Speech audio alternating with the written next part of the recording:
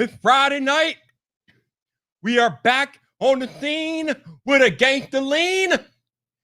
And y'all know what time it is. And look at it. We got a lot of people in the chat tonight. Oh my goodness. Hello, how y'all doing? Welcome back to Friday night fight, baby. Yes. No. I know I'm a little late. I had to get some grub. Now I got my grub on. Now I can talk to y'all, give y'all some of this real talk on Friday night. So let's see what we got. So, are we ready? I believe that y'all are ready. So I think it's time for me to do what I do out here. All right. So, hold on.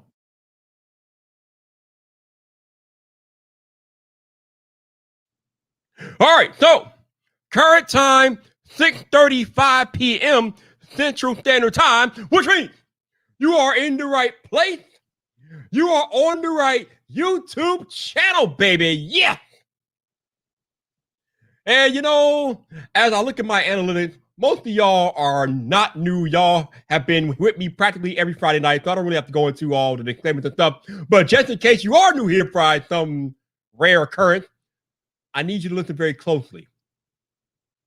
Because this is the part of the live stream where I'm going to need you to turn your volume down. Because if you don't turn your volume down, I cannot be held liable for what your neighbors think about you listening to some loud dude on YouTube. That's on you, not on me. That's on you, not on me. Now that we got the official disclaimer of Friday Night Viper out of the way, I can go ahead and get into my introduction. Yes. Because like I said, y'all know what's about to happen next. So if you got headphones on, turn the volume down or take them off. Do what you got to do. You've been warned. You've been warned. You've been warned. Woo! Oh, yeah.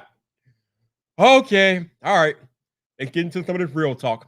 It's needed. Oh, I just realized I don't have what I need up. Hold on. Before I do what I need to make sure I can pull up what I need to pull up here. Hold on. Wait a minute. Hold on. I'm gonna need visual aids. Okay. I need to make sure my visual aids is on deck for this talk here.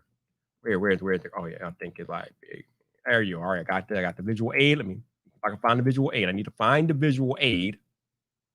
And let me keep going. There is the visual aid. The visual aid has been located.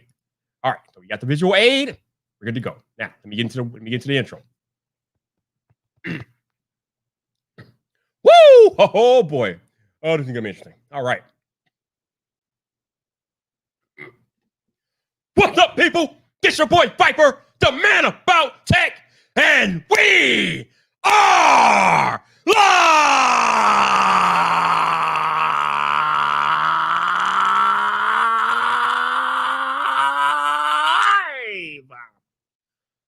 Welcome to Friday Night Fight, baby.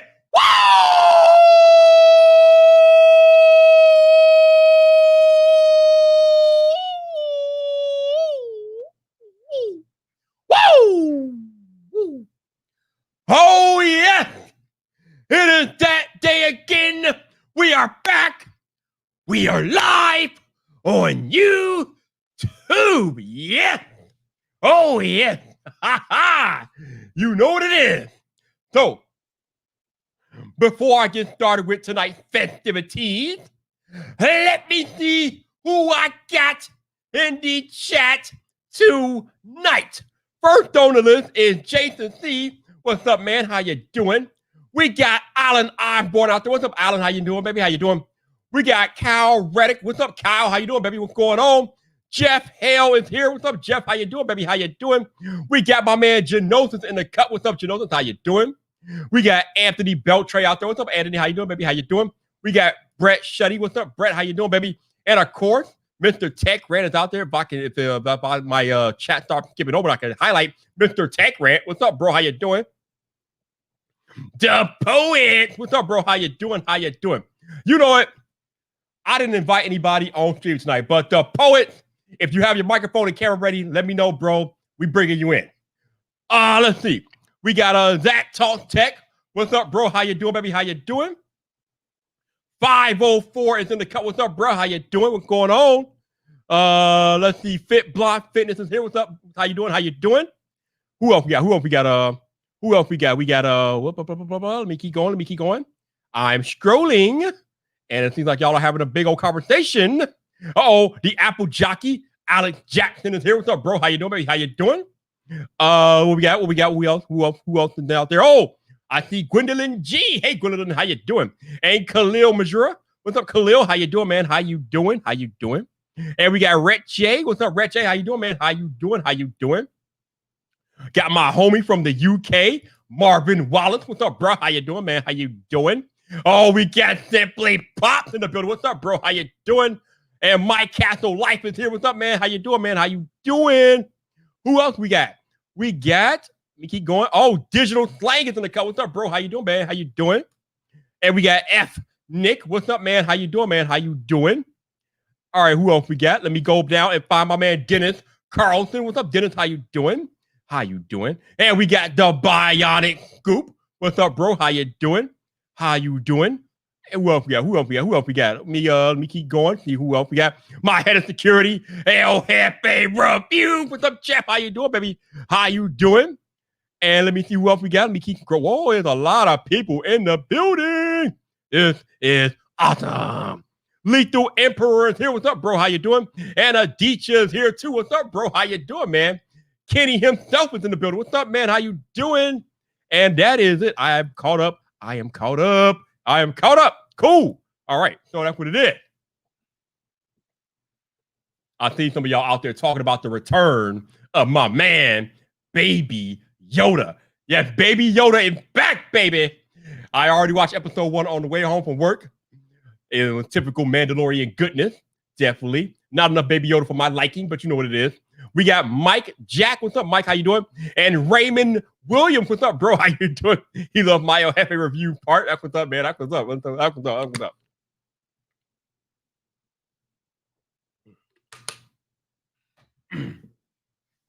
So, tonight, I am not going to overexert myself. I'm going to sit back, relax, and I'm going to have a real life conversation with you all because I think we need to have this again. Now, this is stuff that I talk about on these live streams almost on a regular basis these days, but I saw a tweet that like hit me hard. Well, it didn't hit me hard. It just shot out at me, and I'm like, wow. So I need to talk about the tweet that I saw, and when I get into the live stream, you guys will figure out why the title is "Redirect Your Hate." So let's go to my visual aid here, and shout out to my man, Big Mig Gaming, for putting this out into the ether, and we gonna talk about the tweet now for purposes which will become soon obvious. I cannot say everything that this tweet contains verbatim, but you guys can read it and get the general gist. I will paraphrase, but Big Mig Gaming put out this tweet, and damn, wow. So let me see if I can read the PG version of this tweet. So the tweet says, some of you YouTubers are pathetic. He goes into a whiny YouTuber voice. I didn't get a PS5, Series X, Google Pixel, iPhone 12 for review. And he says, stop with this nonsense monkey crap and work harder and make these companies notice you. He said, and it doesn't hurt to network either. He said, stop crying like little jabronis. That's what my man, Big Mig Gaming, put out there. And I was like, damn. Y'all see my response below the tweet, right? I was like, damn. Oh, my God. But yeah, my man put it out there and woo, bruh. Oh, my goodness. But yeah. But I want to come on here and talk about this tweet tonight because this is stuff that we see a lot of. And there's a lot of like misguided hate out there. And I just want to let y'all know that there's really no need for it. Like I said, I'm not coming at nobody tonight. I'm not about to argue with y'all. I'm not about to like pop off with nobody. I'm just giving y'all the real talk so y'all can do with the information with what you will. But listen, let me let y'all know what's happening here. Okay. So like Big Mig said, There are a lot of people out here, there are a lot of creators out here that like to cry and complain that they don't get a certain device or a company doesn't notice them, this, that, and the other, blah, blah, blah, blah, blah. And they use that energy to hate on other creators who are like being noticed, who are getting reviewing units, this, that, and the other. And my first thought is really no need for it because there is enough win out here for all of us. Yes, you have your Marquette Brownlees, your iJustines, your unbox therapies, just like in every profession. You got in the NBA, you got your LeBrons and your Michael Jordans and your Shaqs and things like that. But that does not mean that you cannot be successful in your chosen field of profession. I think it was about a year or so ago, Stephen A. Smith had a perfect quote to highlight this. Stephen A. Smith said that, you know, the Shaq, the LeBron, those are rare. Like, you're not going to become a Shaq or a LeBron, but you can become the next Stephen A. Smith. That was the direct quote from Stephen A. Smith. So Stephen A. Smith again said, becoming a Shaq or becoming a LeBron is rare, but you can become the next Stephen A. Smith. Stephen A. Smith, for those of y'all that don't know, is one of the most famous sports analyst commentators in the world. The dude is a millionaire. He is wanted by every sports outlet imaginable. The man is desired. He's wanted. He is very good at what he does. And he worked hard to get to where he is.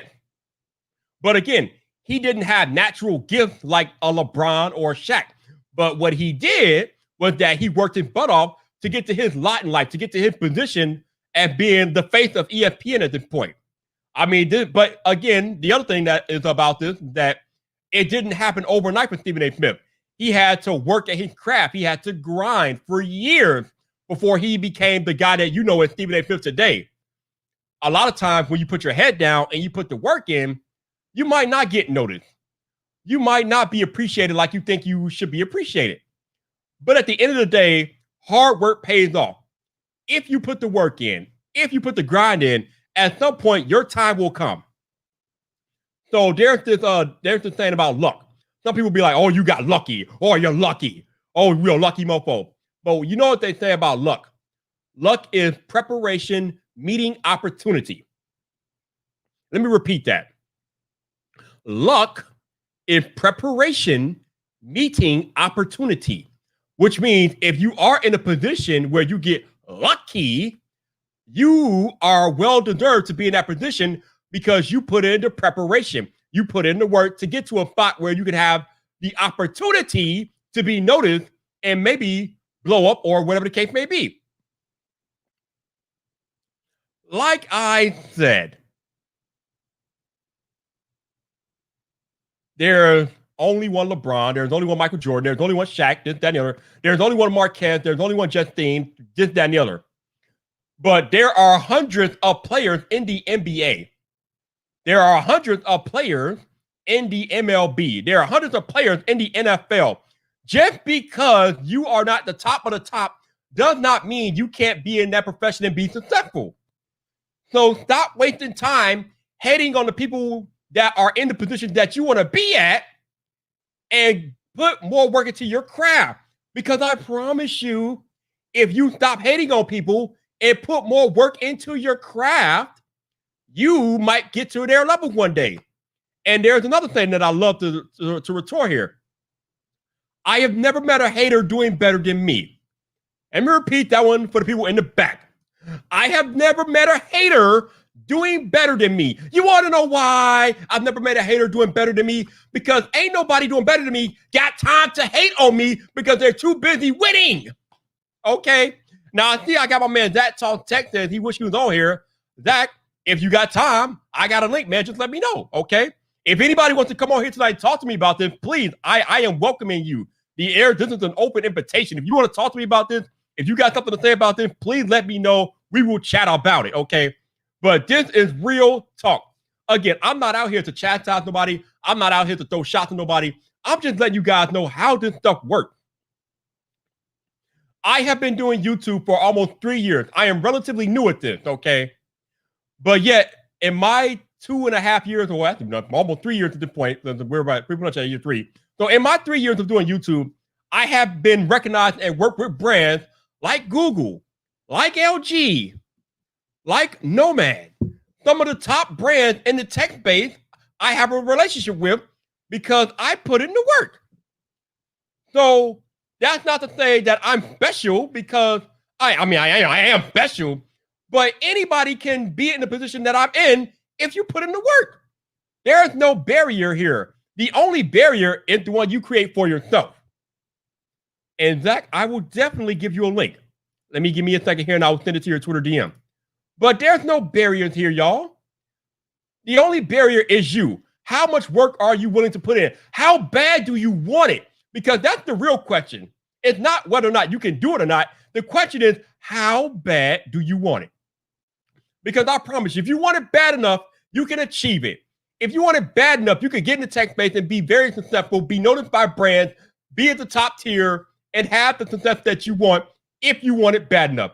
That goes with anything in life. If you want it bad enough, you can have it. There is nothing stopping you but you. Your own fears, your apprehensions, your doubts. That's all you. Nobody in this space is stopping you. Nobody is telling you that you can't do it. So if you believe in yourself and you believe and you want it bad enough, you can achieve the levels of Stephen A. Smith.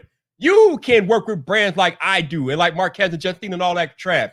You can do whatever you want because your only limitation is you. Bruh, there is so much win out here. Everybody can win.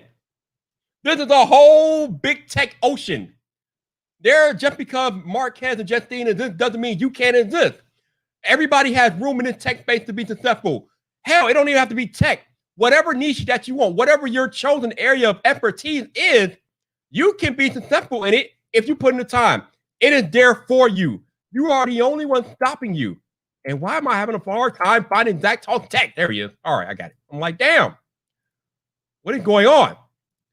You know what this means? It means, Zach, you don't come on the pod. You don't come on the live streams enough anymore. We need to figure this out. All right, Zach, the link is in your Twitter DM. Do your thing, baby. Do your thing. But yes, only one thing stopping you from being successful in life. You, and only you. Can't nobody stop you. Can't nobody hold you down. Listen, it's all about work. And as a creator, being in the creative space, hold on.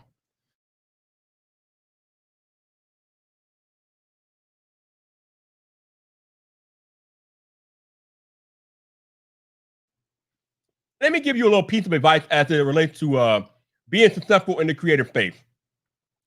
Everything that we do as creators is all based on cultivating relationships. Period. If you are willing to put in the time to cultivate meaningful relationships, you will be successful as a creator because you have to cultivate relationships with your audience to grow them and things like that. You have to cultivate relationships with other creators. You have to cultivate relationships with brands. The common denominator is cultivating relationships. Are you going to be willing to put in the time to cultivate those relationships to get to where you want to be?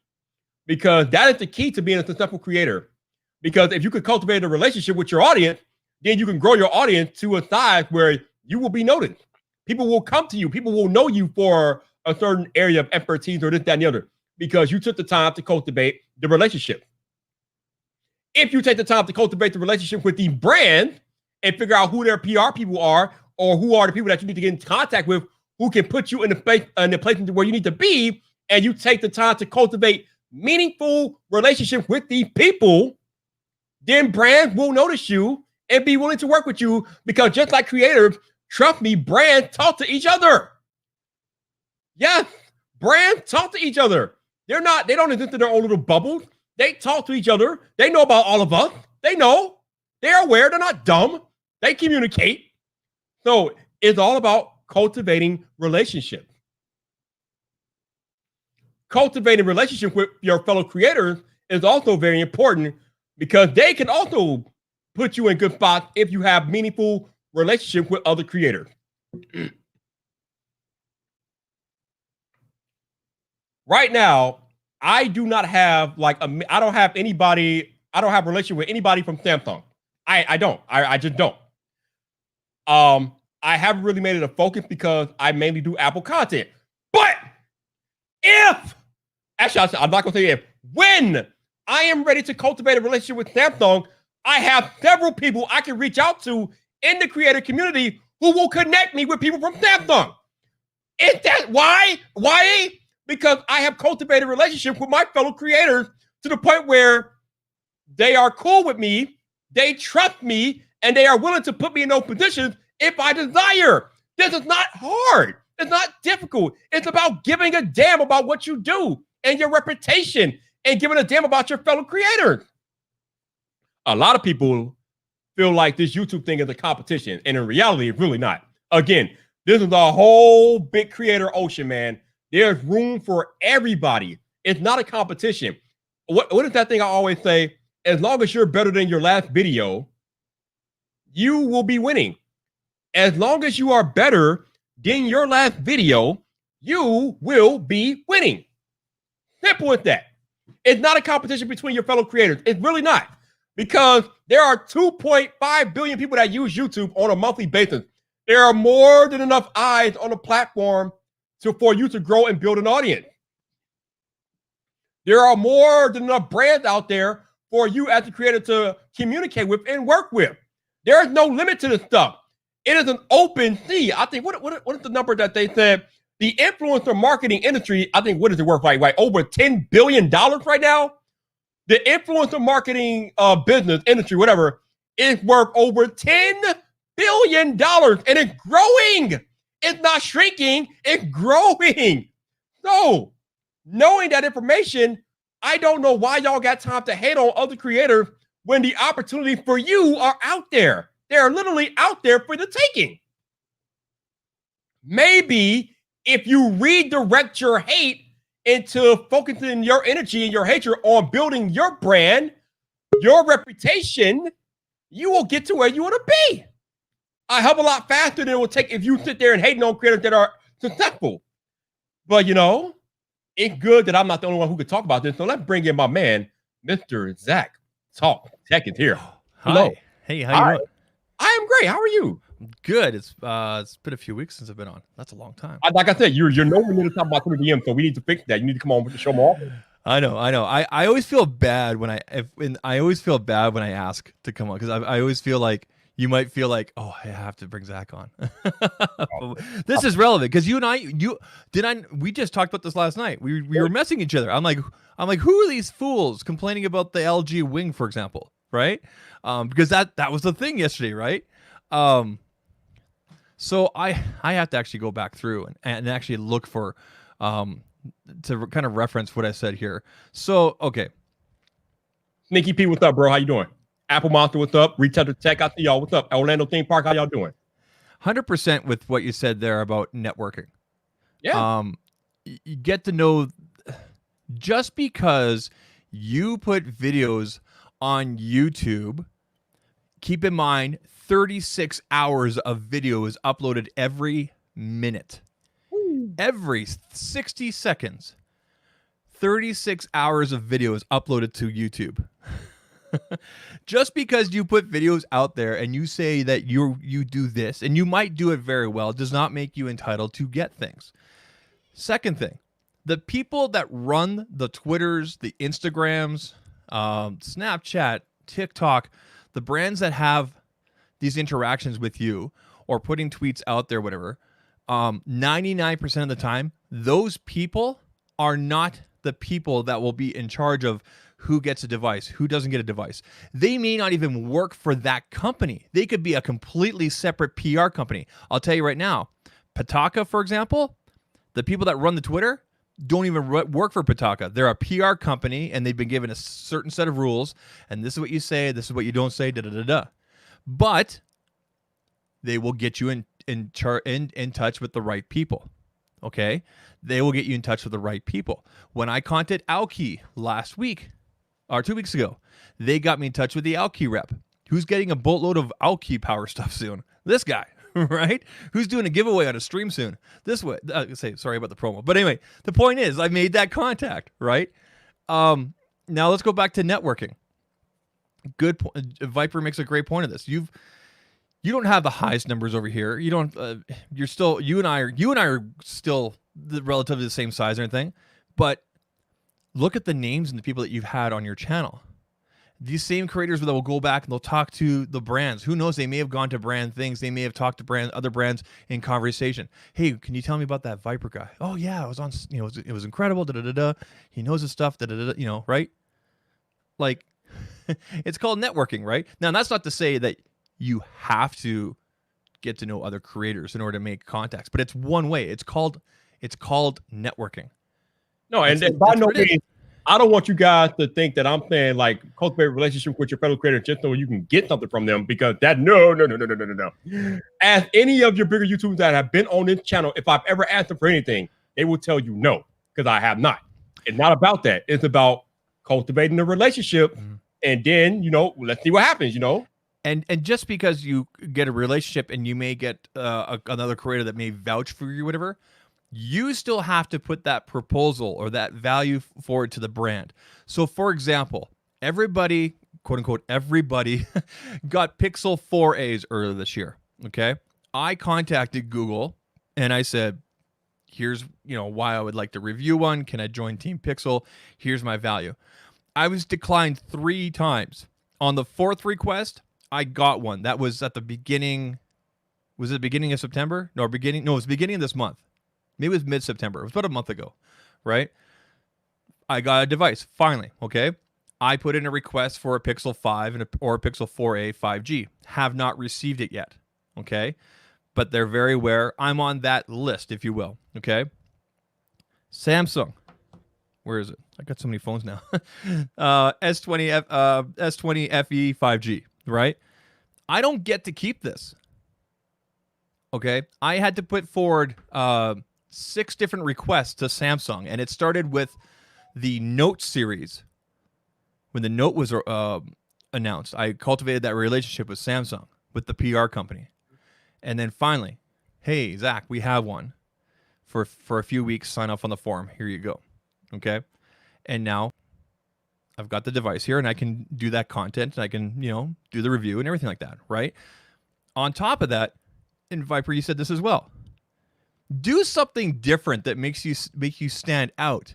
If you're doing the same slow B-roll, bokeh, overhead shot, I'm not saying that doesn't work, but make yourself stand out. So when I went back to Samsung and I said, hey, I'm not doing so much published content anymore. I'm doing real-time streaming. For a channel of my size, I'm peaking around 50, 55 people. Usually average 35 or so, but I'm peaking around 50, 55, which is good for my size. Can you fire me off a device? They said, sure, we would love to see a live thing. I got a really nice email back from my Samsung rep this morning saying, hey, Zach, we loved the stream yesterday, your unboxing. There was about 15 of us crowded around my laptop watching you and howling and have a great time. Thank you for that. Yeah. So you nailed it. I'm just kind of echoing everything you said there, Viper. But I mean, just because you create, you're not entitled and everything. And man, do you ever look like? Am I allowed to swear?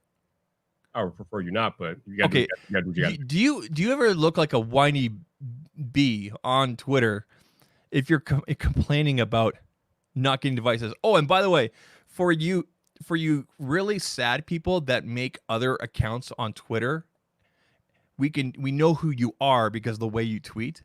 You can tell by different sentence structure and way people tweet, because they'll do the same thing on their other alt accounts. You're not fooling anybody, okay? So redirect your hate, like Viper said. Just grow up. Grow up. Nice to the title. But yeah, like I said, I'm not out here to call out anybody. I'm just trying to tell y'all how this works. I'm giving y'all real life advice and real life business 101, because a lot of the stuff is basic business 101. Mm-hmm. If you want to work with a creator or a brand or whatever, you have to present some type of value. What value can you bring to that creator, that brand? If you have value to offer, they will work with you. And I know sometimes we can get frustrated, especially having smaller channels that we don't have the sub number. But now more than ever, sub numbers are becoming more and more relevant to brands. They don't really care that much. what's not happening in January, Viper? What's not happening in January? Yes, it's happening, but it's happening digitally.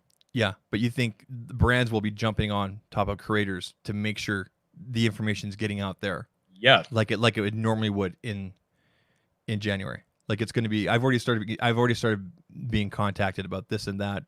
Do you have any plans during what would normally be the normal CES week kind of thing? So, the opportunities are there, like you said. How many billion, whatever it is, the industry, micro influencer. Right. That's industry? what the micro influencer industry is like $10 billion and growing. It's growing. So while y'all sitting there hating and things like that, people out here getting it done, getting the opportunities. Look at my man, Top Tech Geek. The dude just started less than a year ago, and he's already being sent up by LG. Are you serious? I didn't get a wing, but I found out that mostly because these reviewer units came with T-Mobile. Is it T-Mobile cards that came in there? Well, the one I got for Verizon, but I think T-Mobile. Okay, Verizon. But yeah, because they came with they came with SIM cards for U.S. carriers. I'm in Canada, so that makes sense, right? But I put in a request again for both that and the Velvet. I'm not going to tell you what, but something's showing up next week. So, yeah. But going back to my point, though, like I said, my man, Top Tech Geek, just started less than a year ago. He almost had 2,000 subscribers, and already being recognized by top tier brands because the man has put in the work. And anybody can be Top Tech Geek if they put in the grind and the effort to get to that level. Again, the major measurement of your success on YouTube, anyway, are you better than your last video? Have you improved upon your last video? If you are better than your last video, you are winning. Literally, you're not going against Zach Talk Tech. You're not going against Viper. It's not a competition between creators because the ocean is so big. We can all coexist and be successful. The only limitation, like I've been saying, is you. How bad do you want it? Are you willing to put in the time? Because it's not going to happen overnight, y'all. I've been doing it for 3 years, okay? And I'm still at less than 5,000 subscribers on YouTube. So it ain't easy, okay? But it's not impossible either. The question is, how bad do you want it? I mean, it comes to that. It comes down to networking, how you present yourself online. Are you jumping on the latest? I mean, a big part of the tech space, I think with almost any niche, is kind of like being first kind of thing. And if you can't be first, do it the best kind of thing or do it differently, right? Look at Marquez, for example. He's had several reviews or videos in the last month where he wasn't the first at it, but they were like top tier, what you would expect or even better from him, for example. So, I mean, obviously I'm not the first one to review the S20 FE, but I wanted to do it differently. So I'm doing live stuff, right? And I'll be doing some different things down the road with it and everything like that. I'm enjoying doing the live thing, which I guess separates me from kind of a quote unquote everybody else because I like the interaction and everything like that. As far as I can tell right now, it's actually helped my channel. I've actually had a steady increase in views and everything like that because of the way YouTube is integrating with live streams now. They're making it searchable as long as you put the tags in there, especially in advance. So there's ways of going about it, right? So I mean, I'm not gonna lie. When I saw everybody getting LG wings, I was like, oh man, right? But I'm like, okay, well, I'll just email the person, right? If it was 2 or 3 years ago, I would have been like, rah. I'm not that guy anymore. Like Tech Rant said, provide value to a brand, network with people, and be a genuine person. Seriously, I can't. I keep harping on this, but you all seen what has happened with me lately. I've gotten stuff from Google. I got a phone from LG. TCL sending me their TCL 10 5G next week, nice. And it's all because I network. Okay. Again, I'm not the biggest creator out there. I don't have the biggest audience, but I network like a mofo. And brands notice that not only do I network, though, I have put in the work.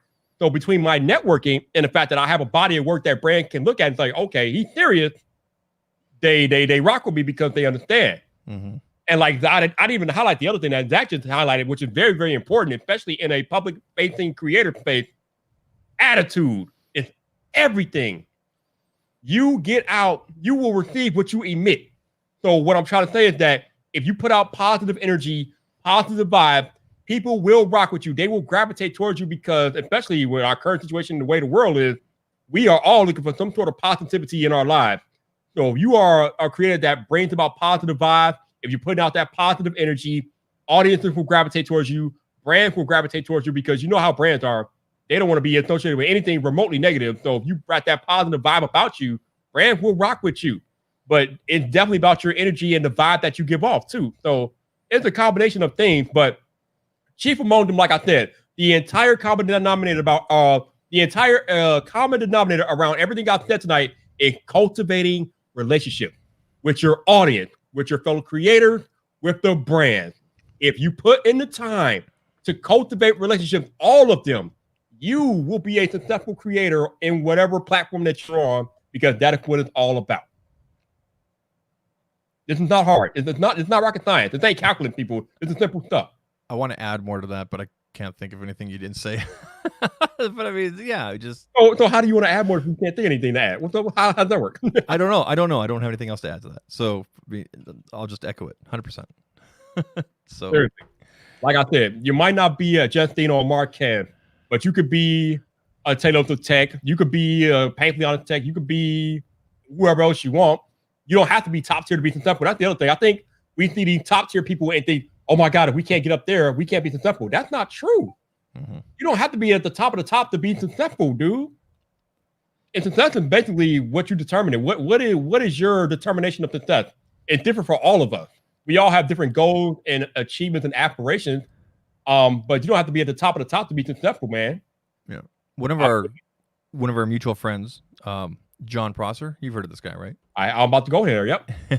One of the things he said, I put it in a quote on my Twitter like a while ago. He said it like 2 years ago, which is quit trying to fit the puzzle and build a new effing puzzle, right? Yeah. So in other words, stop trying to be this creator. Stop trying to emulate that creator. Yes, there are elements and things like that you can take from. But do your own thing. So I'll give you an example. Jason, Painfully Honest Tech. Okay. Jason writes really great scripts, and he's really well articulated in the way he describes and goes into details and things. Okay. But the moment Jason, for example, puts in B-roll, his videos do bad because people want to hear and see him talk. Right. So that works well for him. Some other people may be better at just doing bullet points and just talking where you go, and then maybe going into B-roll, whatever, as long as it makes sense. For myself right now, I'm having a good time and a lot of success doing live streams. And I'm doing more than just turning on a camera and going live. I've got intros. I've got, different cutaways. I've got sound effects, this and that. So I'm constantly adding on more. I'm going to be adding on multiple cameras here once StreamYard starts offering that. Or I might be going with the eCam thing like we did with Jason the other day, right? So, add more, try to make, like you said, every next video or every next stream better, right? And experiment, do different things, see how people react, right? Don't do the same thing as everybody else, because you just kind of fall into that, you kind of, when you go through your sub feed and you're like the same thumbnail, the same sort of titles and everything like that. Do something that sticks out. It'll help you. It'll attract the right eyes. Yeah, you definitely got to be different, especially in the creative space. There's so many of us out here that if you try to be carbon copy cookie cutter, you are going to fail automatically, because, like I think John Prosser said it. Why would they watch you when they watch the original? I mean, that's not how it's done. Just you gotta be different. You gotta bring different to the table. But again, like I said, none of this stuff is stuff that you can't do. Anybody watching this or listening to this live stream can come on YouTube and be a successful creator. Again, the only limitation is you. How bad do you want it? It's a lot of work. It's a lot of grind. It's a lot of effort. It's a lot of learning, because YouTube is not as simple as it looks. It's a lot of stuff that goes on in the background that you have to become aware of. You have to learn shooting video, editing, lighting, audio, promoting, SEO. It's a lot to it. But again, it's nothing that can't be done. Again, we're not talking about becoming a top tier surgeon. We're not talking about becoming a top level lawyer. We're talking about being a successful creator on YouTube. All of the tools are out there for your perusal. And the beauty of YouTube is that if there is something out there that you don't know how to do, guess what? YouTube is the #2 search engine in the world, and it's video. So you can see how to do whatever it is that you can't do by just searching it on YouTube, and bam. And another thing too, let's talk about Travis, for example, Travis MCP. He did like almost a year and a half, maybe longer, of not having physical devices. So you don't necessarily need brands or need to have physical devices in your person with you to talk about the Earth and that. Anybody can hop on and talk about it. Some of my most successful videos are videos I put out within the same day or after, or maybe the next day, doing spec comparisons based on what we know. Not a review, but you can still talk about it, right? Because the information's there. You're just relaying it to your audience in whatever way you want. Travis does tons of videos like that, right? Like, should you or shouldn't you? Here's why, here are the better deal. You know, those are great. You yourself, Viper, you've done plenty of, like where you were comparing like the different plans, like Verizon and things like that, right? That's excellent value for people, right? So you don't necessarily need to get gear or need to be sent things from brands.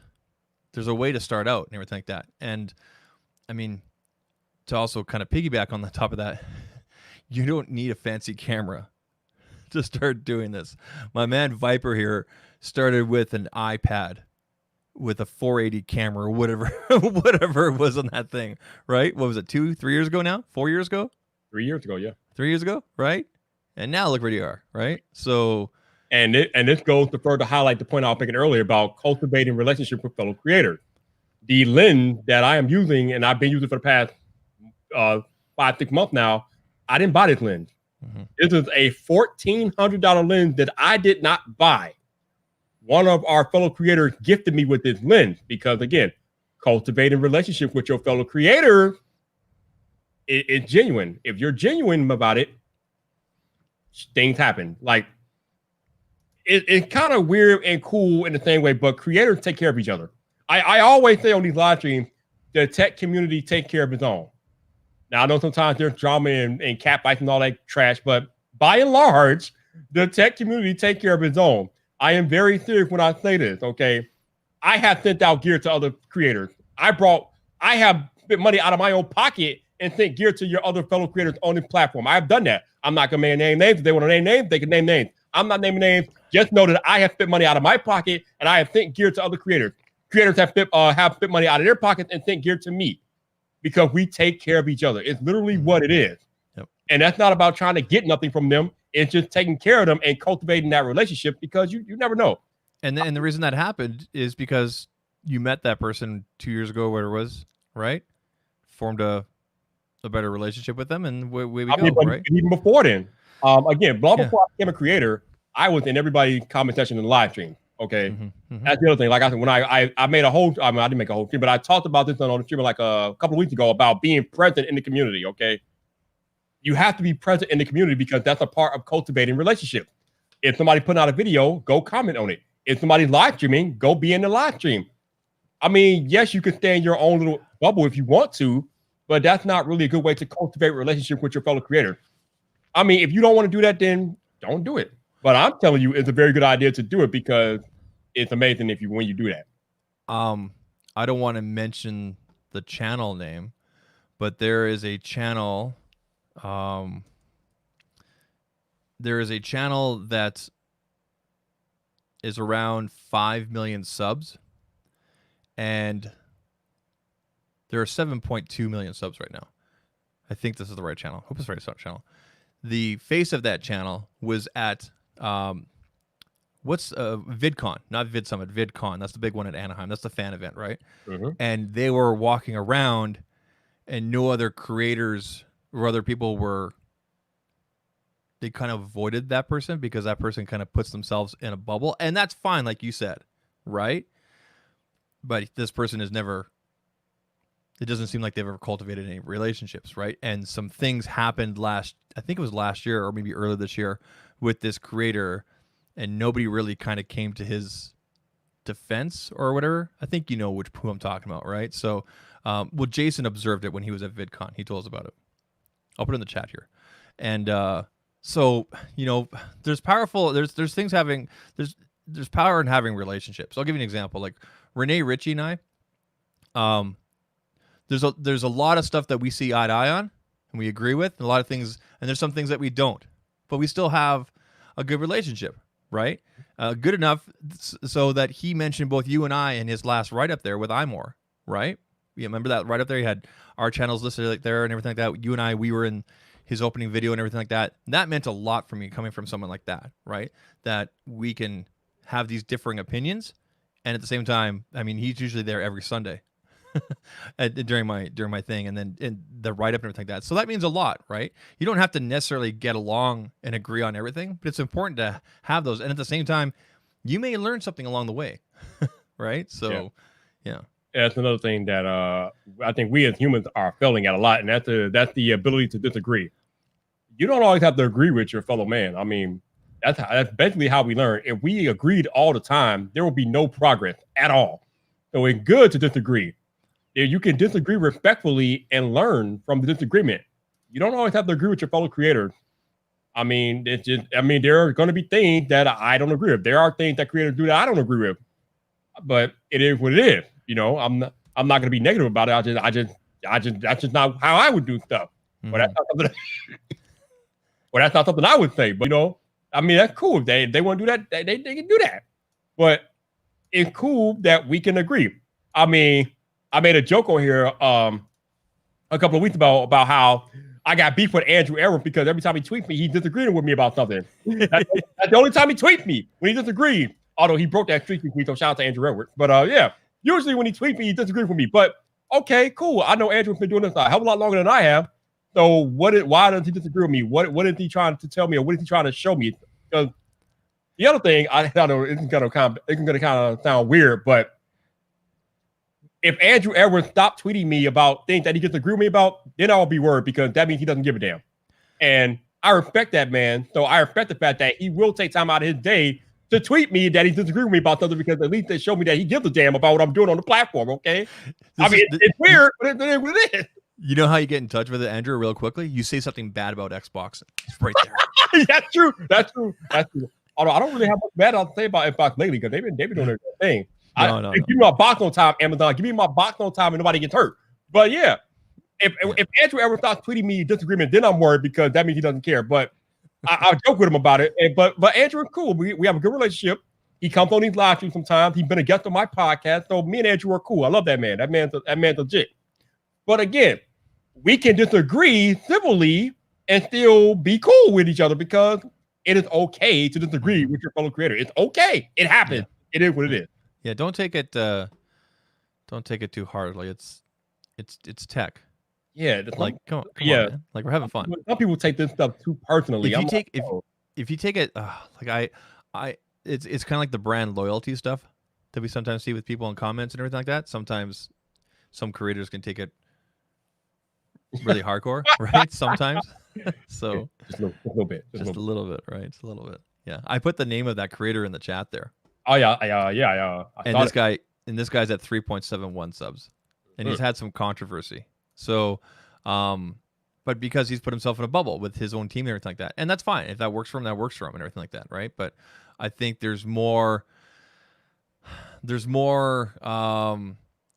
resources and more opportunities for yourself if you cultivate relationships with obviously the brands and get to know people and everything, because at the end of the day, it's a two-way street. You know, they might supply you with product or information, and in return, you do your video, right? You might have information and things like that, right? So, yeah.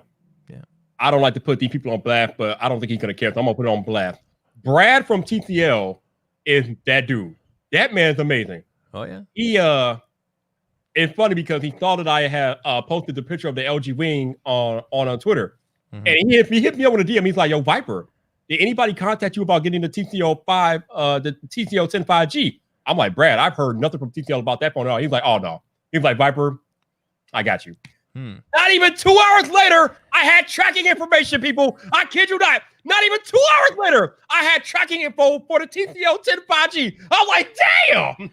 So that reminds me. So when I say cultivate relationship with people, this is what I'm talking about. Brad is cool with me, and Brad are cool AF. Yeah. Brad was, I think he was kind of mad that nobody reached out to me about the TCL phones. I'm like, Brad's like, "No, Viper, I got you." Not even 2 hours later in my email, bam, FedEx delivery notification. I'm like, damn, Brad. Well, I don't know how many of you guys follow me on Twitter, but when I tweeted that Brad was the man, that's what I was talking about. Not even 2 hours later after he DM'd me, I had tracking info. Bruh, cultivate relationships. I do. If you guys don't listen to anything else that I tell you in this live stream tonight, just remember this: cultivate relationships with everybody, your audience, your other creators, the brands and their people. Because this is the other thing that's kind of interesting that gets lost. When we think about brands and corporations, and we think about the Apples and the Googles and the TTLs, and these are mega multi-million-dollar corporations and things like that. But what we don't think about is that the people that work for these corporations are just normal, everyday people like me and you. And they watch our content. And it's not that because they're like working from TTL and things like that. I mean, they just happen to work at TTL or Google or Apple. But they're regular, everyday people like me and you that watch YouTube. So if they're watching YouTube and they see the content that you're putting out and they jive with it, and if you reach out and cultivate the relationship, then again, 2 + 2, things might happen. I mean, again, we're talking about regular, everyday people that are watching YouTube, watching my content, that content, your content. They're all watching. Like I told you guys on Twitter, you are being watched. I don't care what your sub count is on YouTube. You're being watched by people that you don't know that's watching you, okay? There are big YouTubers right now watching me, and I don't know who they are, but I know they're watching me. I have known for over a year now that people from LG watch me. They watch my content. I don't know who they are, but I've been made aware that people from LG watch my content. I know this. So I'm just telling you guys just to say that you never know who's watching your content. I think Roberto Blake told me this like 2 years ago. You literally never know. I think Roberto said it only takes one view. Like when you have like 50 subs or 100 subs and you think nobody's viewing your content, it literally only takes one view to change your life. It freaks me out sometimes. Like when I do my streams, there'll be, I would say 10 or 12 like active people, but the stream will show like 40 plus people. Mm-hmm, yep. So I'm like, who are the other 30 plus people? Right. And so I just fired off a DM to our buddy. Let's see how quick. let's see what he's doing right now. It's 5:30 right now in California. But I mean, I just said to him. He said, "Hey man, okay, so that makes sense, right?" So he just told me this, and this goes back to what I found out earlier. Hey man, love to hook you up in a heartbeat, but since it's an exclusive to Verizon, I have to keep the review program US only. Okay, cool. I don't even know who you, but that's cool. Okay. Yeah. I have no idea who you just contacted, but okay. All right. What's that? I have no idea who you just contacted, but okay. That's cool. Brad. Brad. I'm in DMs with him right now. You said LG. I'm like, what? Did I say LG? You said LG. I'm sorry. TCL. Sorry, excuse me. I'm like, what are we talking about? Like, but yeah, again, like I said, if you guys don't listen to anything else that I tell you tonight, listen to this. Again, I'm gonna harp on this because I'm trying to give you guys the thoughts, okay? I don't want you guys to think that I'm trying to see you fail. I don't want to see any of you guys fail. If you choose to become a creator, I want you to succeed. And people like, I think there was somebody like that will try to like throw shade at me because they have more subscribers than me. I'm like, I don't care. That's not gonna stop me from making content. If you blow past me subscriber count, hell, you'll just be the next person that does it. You're not stopping Viper though. I want to see you guys succeed. I'm gonna be here. I'm not going nowhere regardless of sub count. I told you guys 3 years ago, I ain't going nowhere. I'm here. So if you guys come on here and you do better than me, hey, more power to you. But I'm not going nowhere. That ain't stopping me. But if you don't listen to anything else I say tonight, again, cultivate these relationships. Seriously. So Brad says, I feel bad. How about a green 10 Pro to make up for it? What? Sure. So, dude, that green is legit. What did I just say? I just literally said cultivate relationships, and that just highlights why you should do that. Oh my God. I'm like a prophet tonight. I'm like a prophet. This is real time happening right now, folks. I bet you Brad's watching. I bet you Brad's watching right now. Again, he might be because what did I just say? You never know who's watching your content. That's another thing that I cannot stress enough to you guys. You literally never know who is watching you. Like, and this is great because I gave my other 10 Pro, the silver one, to a family member, and I really miss it actually. So, bruh, this is hilarious. But again, you never know who's watching your content. Never. Yeah. I remember the first time when I was live streaming, like in my first year of doing YouTube, I was doing a random live stream. I think it was on a Friday night or whatever. Mm-hmm. And John Prosser out of nowhere commented. I was like, whoa! I'm like, holy Lord! I will never forget that moment because I was not expecting it. I had no idea that Front Page Tech was watching my content like that long ago, but John Prosper's been watching me for practically since I started. I didn't even know. But when he came out of nowhere that night, I was like, damn. But again, that goes back to highlight my point. You never know. Even when you're first starting out, you never know who's watching your content. Never. Brad's not watching. I just asked him right now. So people in the chat that are asking, he's not. He's not. But I mean, like, because. But he like, could be. Yeah. You never know. You know him as well as I do, and I met with him physically at CES. He's actually in one of my videos where we talk about it and everything like that. Yep. And that was such a great time. That was really great of TCL because I got to do that, then go to the party. I got to see Sublime play. I mean, like, you can argue whether it's a real Sublime or not. And then on top of that, I also got to hang out with Bruce. I can't remember what his exact title is, but he's the guy that talks about the TVs all the time and everything like that. I have a bunch of footage talking about looking at their Series 6 and Series 8 TVs. I never put up those videos. I feel guilty about it.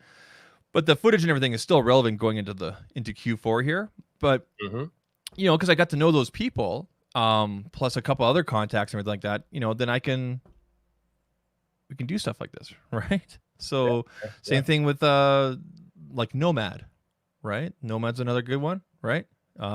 Except still waiting on that charger. Come on. I'm not even worried about that no more, man. It should be interesting to see what happens now with that because of the mag charging now. Yep. Right? Yeah. Yep. There you go. Yeah. But for the 99th time tonight, I'm gonna say it again.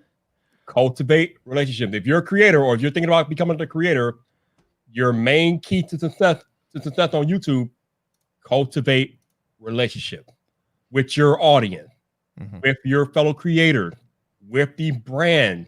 Cultivate relationships. I promise you, it will open up opportunities that you never thought imaginable if you just cultivate relationships. Seriously. And again, if you hate on other creators that are getting tech devices and things like that, that could be you. That could be you. There's nothing separate. Well, I shall say there is no reason that cannot be you. If you are mad that you are not where some other creator is, that's on you. That's all on you. You have to think about what you need to do to get into that position because there's nothing stopping you from getting into that position. You just have to put in the work, figure out what it is that you could do better at or be better at, and then figure out a way to be in that position that you're hating on so hard because that could be you. And think about this. Look how quickly our industry changes and everything, right? There's going to be other devices down the road, right? Like I never got a Pixel 3a, and I'm not going to lie. I was a little salty about that. I kept it to myself. I think I talked to you. I think I talked to Jason about it and like that. I put my proposal forward to Google, but then things came around for this year, right? Look how quickly devices and things are changing in our industry, right? So if you don't get something, you know, this quarter or this month, maybe something will happen next month. And then so when you can go back to the brand, you go say, hey, I've changed this. My viewership has changed to this. I'm getting these kind of impressions. This is my demographic. You know, give them the worst thing you can do is email a brand and say, hi, I have a YouTube channel. It has so many subs. Can I have this? No, that's what? No, man. Give them information that matters. Okay. First of all, make yourself a media kit or like a single pager highlighting the best stuff of your channel and update that monthly.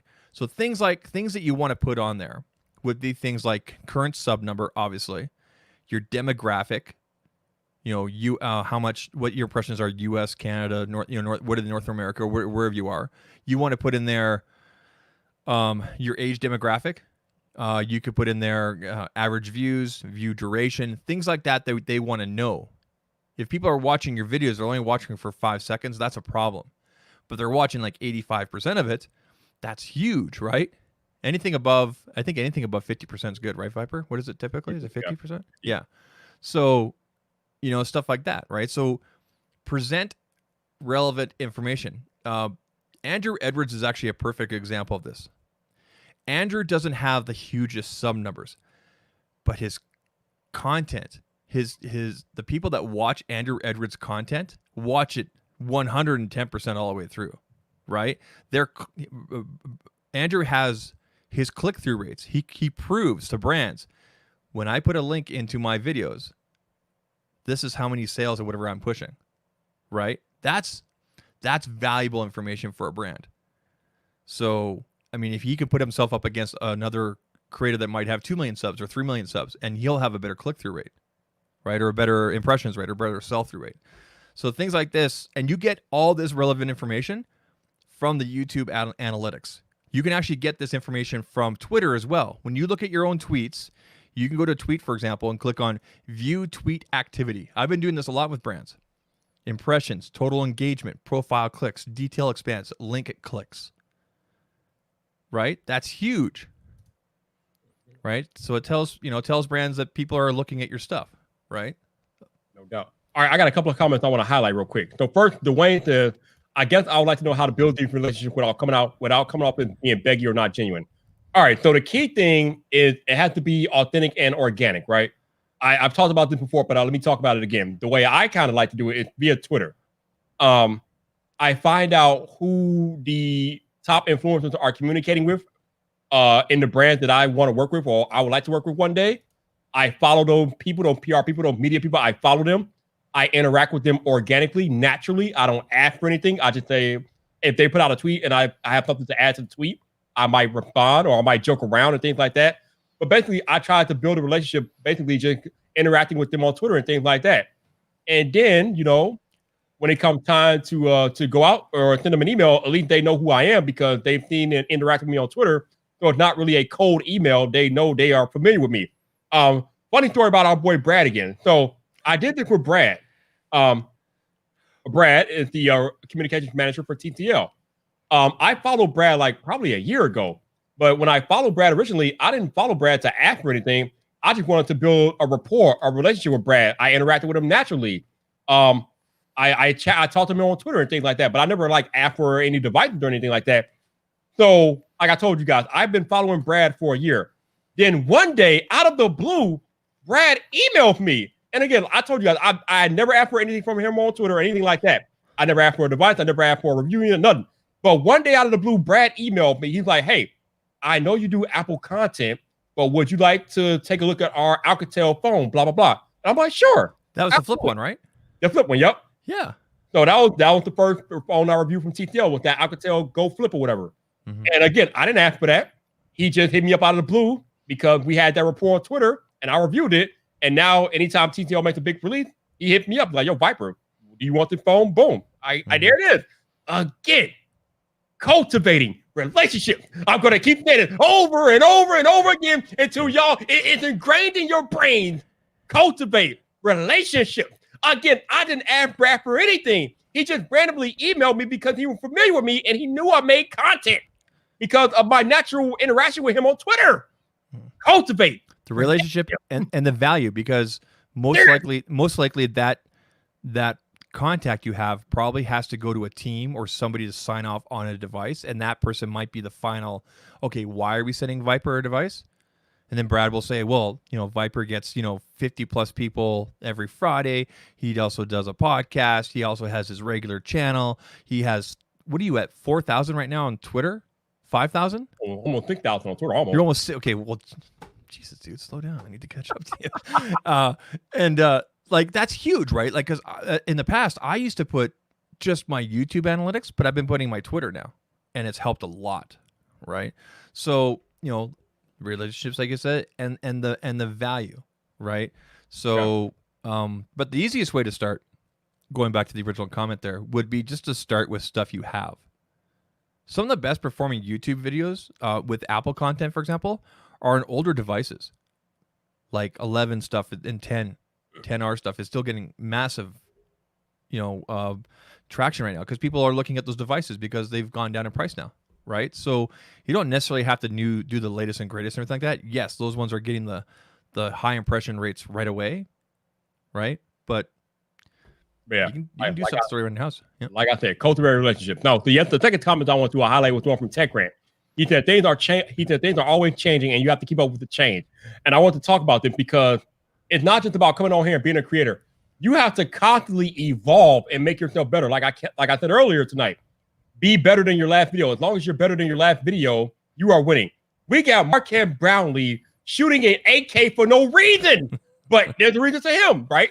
He wants to constantly get better and better. He is at the top of the game, and he wouldn't be there if he stayed stagnant. If he was complacent, he wouldn't be MKBHD. MKBHD is anything. He's not complacent. That boy keeps going higher and higher. And you know what's interesting about that? Is his review yesterday was actually, it's still in 10. It's either was shot in 1080p or still is in 1080p. And I wonder if he shot that video yesterday with the iPhone. I'm wondering. He maybe, I don't know. Right. But the point is, like, his content is still fire, whether it's 8K or not, right? Because of the value and what's in there. Like his intro. That intro yesterday looked like something straight out of an Apple commercial. Yeah. Right? Right? But again, Marquez is not complacent. Yeah. He is always trying to get better and better and better, which is one of the reasons why he stays at the top of the YouTube game, because he doesn't stop. He doesn't slow down. You can't get comfortable, because when you get comfortable, that's when you get passed up. Don't get comfortable. Don't get complacent. Always be trying to improve your content if you're in this game, because if you don't, somebody's going to pass you by. And this is a nice segue. Speaking of MKBHD, Marquez Brownlee, he will be my guest on Vibe Drive this Sunday morning. Yes, Marquez will be back on the podcast on Sunday morning. I think it starts at 12 noon Eastern, 11 a.m. Central. But yeah, me and Marquez will be having a conversation on this very live channel. So make sure you guys come back and hang out with us for that. I will definitely be asking him about some of the stuff I'm talking about tonight, because I'm pretty sure he'll have a lot of awesome opinions about why he shoots an 8K and why he continues to evolve and just being a creator and being successful as long as he has. So we're going to have a nice little conversation on Sunday morning. So make sure y'all come back for that. Can you ask him why? I've mentioned this in his comment section. Of course, I imagine he doesn't really look at it because it's just right. He always looks up at the monitor in his talking head stuff lately, and it really drives me nuts. If you don't ask him, I'll put a comment in your chat. But I've noticed it a lot. I'll let you ask him that. Okay, I'll ask him that. Yeah, 504. This will be the 4th time he's been on the podcast. Absolutely. Yep. Yeah. But again, Marquez Brownlee, the biggest probably the most famous tech reviewer in the world, has been on my podcast 4 times, because again, I have cultivated that relationship. I mean, are y'all tired of me saying this yet? Are you tired of me saying this yet? It is literally what we do as creators. It's all about cultivating relationship. Here, hold on. So people that don't know what cultivating means, prepare and use land for crops or gardening. God. I mean, that's one definition. It's crazy, man. You're crazy. But yeah, cultivate relationship, people. It's so important. It's so important. Again, Marquez has been on this channel. Actually, been on it more than 4 times. He's been on the podcast 4 times now. But Marquez is always willing to come and talk to me, because I have cultivated that relationship. And I don't, like I said, and the other thing about cultivating relationships, and don't do it in such a way where you come up as like Dwayne was saying earlier, like begging or trying to get something from somebody. That's not the way. Just try to cultivate a genuine relationship, and it will take you a long way. Again, Marquez comes back and he talked to me when I asked him to, because again, he knows I'm not trying to get anything out of him. He knows I just want to chat, and he doesn't mind talking with me. So cultivating relationships and not trying to come off as all grimy and trying to get something out of it, and you'll go far. Shout out to Jeremy Baker for the $2 super chat. He said, I was stoked when I found out LG sent you a wing. I was stoked too. I was like, whoa. But I missed your initial tweet, and then I sent out the one about the S20 FE.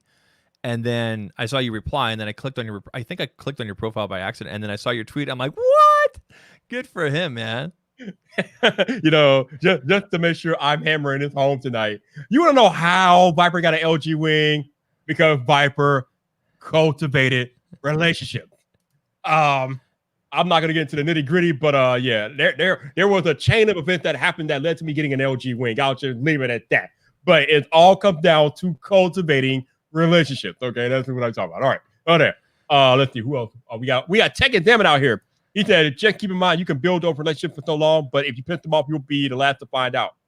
I mean, again, part of cultivating that relationship is being genuine about it. I mean, if you go out of your way to piss them off, then that is what it is. But if you're open and honest and fair, then you shouldn't have a problem. Like I said earlier, it's all about the energy that you give off. If you give off that negative, nasty, pessimistic energy, probably not going to be received too well. They're going to check your Twitter. I remember Elgato. You know the brand Elgato? Oh, yeah. Okay. So when you apply to their ambassador program or to their affiliate program or to work with them, they ask for you to attach your Twitter handle, and they go through your history and everything like that. And if they find anything that they don't like, they just ghost you. So it could be language used or whatever, right? So, how do you present yourself online? It's not just the videos. Yeah, exactly. Like the other main thing to realize is that you, especially in the creative phase, you are the brand. You are your brand. What the energy that you put out in your videos, out on social media, that is how you and your brand will be defined. So you have to be cognizant of what you're doing on Twitter, on Facebook, on YouTube, everywhere, because brands are looking everywhere. They're just not looking at your videos like that. They're looking at your Twitter. They're looking at your Instagram. They're looking at everything, because I think it was Shannon Morris who said that brands have a dashboard that allows them to look at all of your social media activity in one little dashboard to see what's going on. So they have access to a whole wealth of information. And are we surprised, really? But these brands have a wealth of access to all this information about you to decide whether or not they want to work with you. So you have to be cognizant of how you conduct yourself everywhere, not just on your YouTube channel, but everywhere. Yeah. So, I don't know. I have talked about cultivating relationships like all night long, but do you guys have any questions about anything else I've said tonight? I mean, like I said, it basically comes down to cultivating a relationship. But if you guys have any more specific questions about things that you can do, let me know. Again, I'm not the biggest creator, but I get noticed. So I'm doing something right. So hey, I have an important question for you. Have you named your LG wing? Somebody else brought this up. I can't remember. I forgot where. But no, I have not named it yet. I have not. You haven't named it? I have not named it yet. I got to figure that out, I guess. But I figured out a name for the S20 FE. I want to keep it, but I have to send it back. That's the name I've given it. So we'll see. Maybe I can talk him into it. Hey, maybe. TechRam brings up a very good point too. He said, find a brand that you align with. Don't just chase brands that other people have. Yeah. You have to believe in what you are telling and people are talking about. Otherwise, it's not going to come off as not authentic, literally. I mean, it's all about authenticity too, because if you're trying to fake it, if you're trying to BS, people will see through your BS. So don't do that. If you want to align yourself with a brand, make sure you believe in that brand's value. So it's a natural integration of you and your brand. Otherwise, it doesn't work. Technically, T is out here. What's up, bro? How you doing, man? T's got a very good point here. There's actually brands that actually prefer people that are not super polished, because for some people, that super polished presentation, whatever, doesn't come across as authentic and quote unquote real. Some brands are looking for people that are rough around the edges, or really rough. Yeah. I mean, brands are looking for all types of creators. That, like I said earlier, this ocean of creativity and industry is huge. The micro influencer industry is worth $10 billion and it's growing every year. So you don't have to be a Marquez Brownlee to be successful. Like I said earlier, you don't have to be a Marquez or a Justine or a Jonathan Morrison. You can come in here and be whatever you want to be and be successful. I'm going to go back again to the quote that Stephen A. Smith said earlier. You're not going to be a LeBron or a Shaq because they are rare. But you can be the next Stephen A. Smith. You can put in the work and get to that point to where you are successful as you want to be if you are willing to put in the work and the grind to get to that level. You can be a Stephen A. Smith. Anybody can be a Stephen A. Smith. How bad do you want it? Again, how bad do you want it? How was the first episode of Mandalorian? Oh, dude. Don't tell me anything because I have to watch it tonight. It was typical Mandalorian, but I was gonna say it was good. That's all you have to say. It was good. Okay. It was good. Was it just? Are they doing single episodes every week? Yeah, it annoys me. I hate it. I thought they would do at least 2. I really wish everybody would just be like Netflix and drop like the whole season on it. But I understand why they do it though. They do it for the hype and the marketing. But Netflix just upped their pricing again, hey? Yeah. But they're look, they know they can get away with it because we're pandemic. They got the catalog too, right? So yeah. All right, technically, T says I had a phone conversation with a brand today, and the reason they want to work with me is because I tell them like it is, and I'm truthful. It's a tricky game. But like Andrew Edwards said one week on this podcast, on this live stream, he said that brands are looking for honesty and fairness. Again, if you are just being negative just to be negative, brands are going to be put off by that. But if you are honest and fair, you could be honest, fair, and critical with a brand. They will accept that. Hell, some of them want that because that's how they make their product better. Okay. Samsung, sometimes I think we can kind of get on Samsung because they're one of the brands. Sometimes they don't like criticism, but they took all the criticism that we gave them about the original Fold and they made the Fold 2. And the Fold 2 is like leagues better than the original Fold because Samsung took all the criticism and they went back and they made a superior product the second time around. So you can be critical and offer that constructive criticism that a brand can use to make their product better, and they will rock with that because that makes them a better brand. I mean, it is what it is. And you can be critical of a brand even if they send you stuff. It's about your delivery. It's about how you point out things, right? Because at the end of the day, your audience is going to be looking for that that information. And if you gloss over, I talked about this on one of my other things as well. If you gloss over things, people are going to eventually kind of catch onto that. But you don't want to be. I mean, it's one thing to say, these sunglasses, they suck and they're terrible. They don't let in a lot of light. The way delivering that is, these sunglasses, they could let in a little more light. They could improve this. There's different ways of delivering things, right? And we're not saying don't be yourself. If that's the way you talk and everything like that, fine. That's the way you talk. That's the way you present things. But it's going to limit how many brands work with you because no brand wants to be put under the, that spotlight of, this was said kind of thing, right? So yeah, if you're gonna bring that type of attention that brands don't want, they're gonna avoid you like the plague. It's just what it is. Yeah.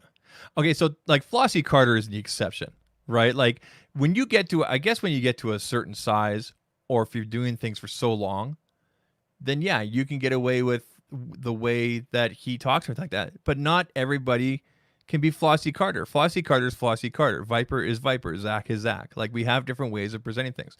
There's no way I could present things like Flossie because I'm not that hardcore about it. But that's Flossie's thing. That's what he does. That's what he's known for. That's what he carved out for himself over the last 10 years that he's been doing this. Yep. Right, 10 plus years, maybe longer. So, I loved his iPhone video when he talked about when he talked about the charger being taken out. I was like, oh, I need to clip that. I need to take that. But yeah, I mean, but not everybody could get away with talking like that, right? Flossie calls it the way it is, but not everybody can get away with doing that, right? So yeah, I mean, you're not. I mean, these brands know what they're getting by now with Flossie Carter. You're not changing Flossie Carter. That dude is who he is. And like that, but to that point, Flossie Carter earned the right to be that way because he put in the work. I can tell you, Floss is 110% exactly in the flesh, like you see in the videos. Oh, I'm sure. 110%. Totally. I'm sure. He's been on these streams, right? Or you were with him as well. I was on his stream and he was on one of my streams. Absolutely. Yeah. Actually, Flossie Carter, if you're listening, I got two bones to pick with Flossie Carter tonight. Number one, Flossie Carter. Where is the Galaxy Z Fold 2 review movie? Please do not tell me it got delayed to 2021. I will riot. I will be mad, Flossie. Where is the Fold 2 movie? I've been waiting month for this, and it's still not here yet. Every time Flossie Carter puts out a video that's not the Fold 2 review, I'm like, oh, what is this? Stop. Where is the Fold 2 review? I am waiting. And number two, Flossie Carter, when are we going to get together on the stream again? I'm trying, man. I don't want to keep bugging you, bro, but hey, I'm waiting for you to come back on the stream, Flossie Carter. The people want it. I would love to have you as a guest on my podcast. I mean, we can go one-on-one, bro, but you gotta let me know, baby. Let me know. He used StreamYard once, and that was it. Haven't seen him since. So. Right, like he hasn't been streamed on his channel. I mean, I guess he's been busy, but dang, man, let's go, Flossie. Let's go, baby. Yeah, got it. But we need the Fold 2 movie. We need that movie. Yeah. Oh, yeah, but yeah. Again, it's all about cultivating relationships, putting in the work, and grinding, and just putting yourself in a situation where you get lucky. Your preparation meets an opportunity for yourself to have your blow up. That's simple, man. It's like really that simple. Man, I don't know what else to say. I mean, people are like the title of the live stream says. Some of y'all need to redirect your hate because while you hating, you wasting time that you could be spending making you and your brand better, but you wasting that time hating on somebody else because they are where you want to be. Well, put in the work to get to where they are, or put in the work to surpass them. Or maybe separate yourself from the experiences or the social media that maybe triggers those kind of feelings, right? If you're if you're spending all day on Twitter getting angry, get off Twitter and go direct and go use that energy on something else. Like learn how to make your thumbnails better, or working on your email presentations or whatever, right? So, no doubt. Shout out to Fit Blonde Fitness for the super chat. Thank you very much. Sorry to hear that your parents tested positive. Hopefully y'all stay safe over there. This thing is no joke, man. This thing is no joke. But again, redirect your hate. Okay. If you find yourself hating or getting mad about opportunities that other creators are getting, you are doing it wrong. You are wasting time. Life is finite.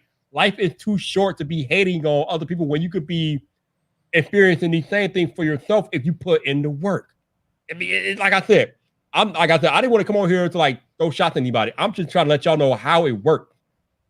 Even if you're a hater, if you don't like Viper, I'm telling you, even if you hate me for whatever reason, you can be in a position where I'm at. You could be in a position where a John Prosper's at, or a Faithfully Honest Tech. You could be in these positions if you put in the work. This is not rocket science. This is not calculus. This is not advanced algebra and all that stuff. This is simple stuff that you can do to be successful. The only obstacle is you. How bad do you want it? Do you want it bad enough? Because if you do, it's out there for you. The ocean is big, man. The ocean is big, and there's enough room for all of us. And be authentic. That's a huge thing about YouTube, right? Like if you're brands will see through you, and so will creators that you try to network with. If you're just in this to get free stuff or whatever, right? If you're trying to pull the long con kind of thing, I mean, how you want to conduct your business is your thing, but it's pretty obvious sometimes when you're watching videos if someone is legitimately interested or excited about a product or not, or about doing the review, if they're into it or not, right? If you're hoping to get a free device because you can do whatever you want with it later on, that's not valuable for your audience. That's not valuable for yourself and your brand and what you're doing, right? So, get into stuff that you are passionate about, because it reflects and it shows with your content when you're doing stuff online, right? So, listen, technically, T, this ain't nothing new. We got folks mad about creators getting iPhones, Wings, Pixels, whatever, OnePlus devices. Somebody's always mad that they're not getting something. Every time something comes out and they're reviewing it that go out, somebody over there pouting in the corner, well, you got that and I ain't got that. This stuff happens all the time. And I'm trying to tell y'all that you could be in that position too if you put in the work, okay? We're not talking about becoming a doctor. We're not talking about becoming a lawyer or where you have to like put in years of schooling. We're talking about putting in work in your creative craft to get to that point. This is not hard. Anybody can do this stuff, okay? Anybody can do this stuff. Come on now. It's kind of funny. A lot of people dogged on the LG Wing when it was first came out. Like, what was this? And then those are the same people complaining about not getting one. Yeah. All right. So there's a connection there. Yeah, usually, definitely. Yeah. So, I have kind of railed on about this whole redirect your hate thing for over an hour and 20 minutes. So let's get into some actual tech tonight.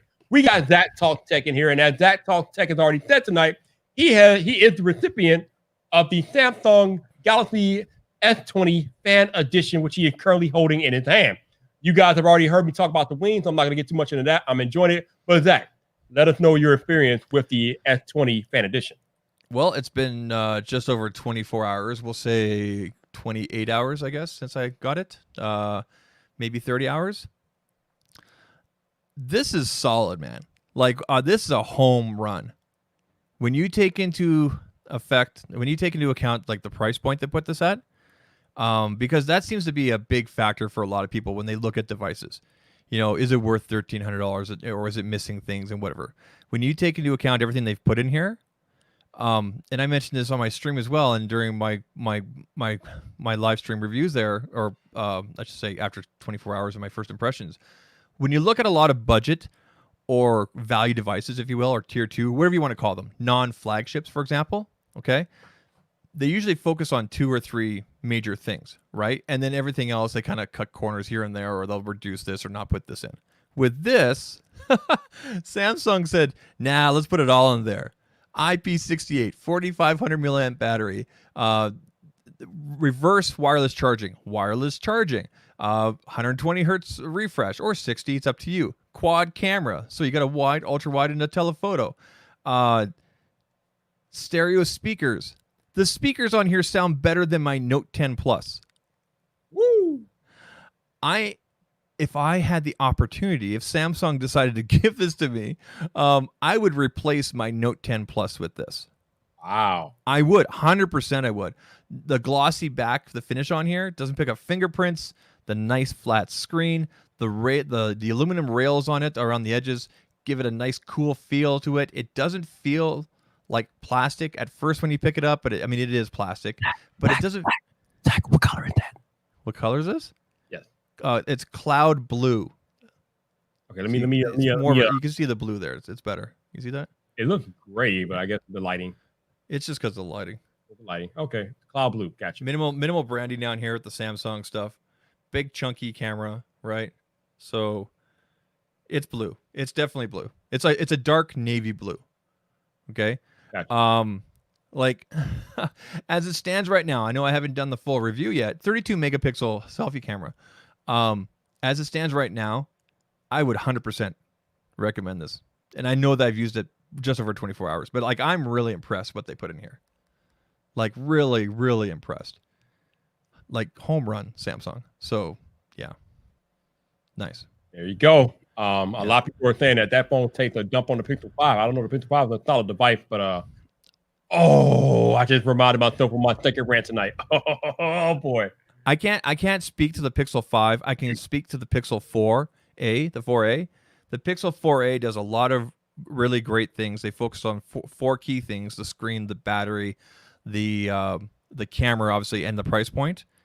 But everything else after that kind of takes a back seat. There's no wireless charging. There is a headphone jack, though, if that's important to you.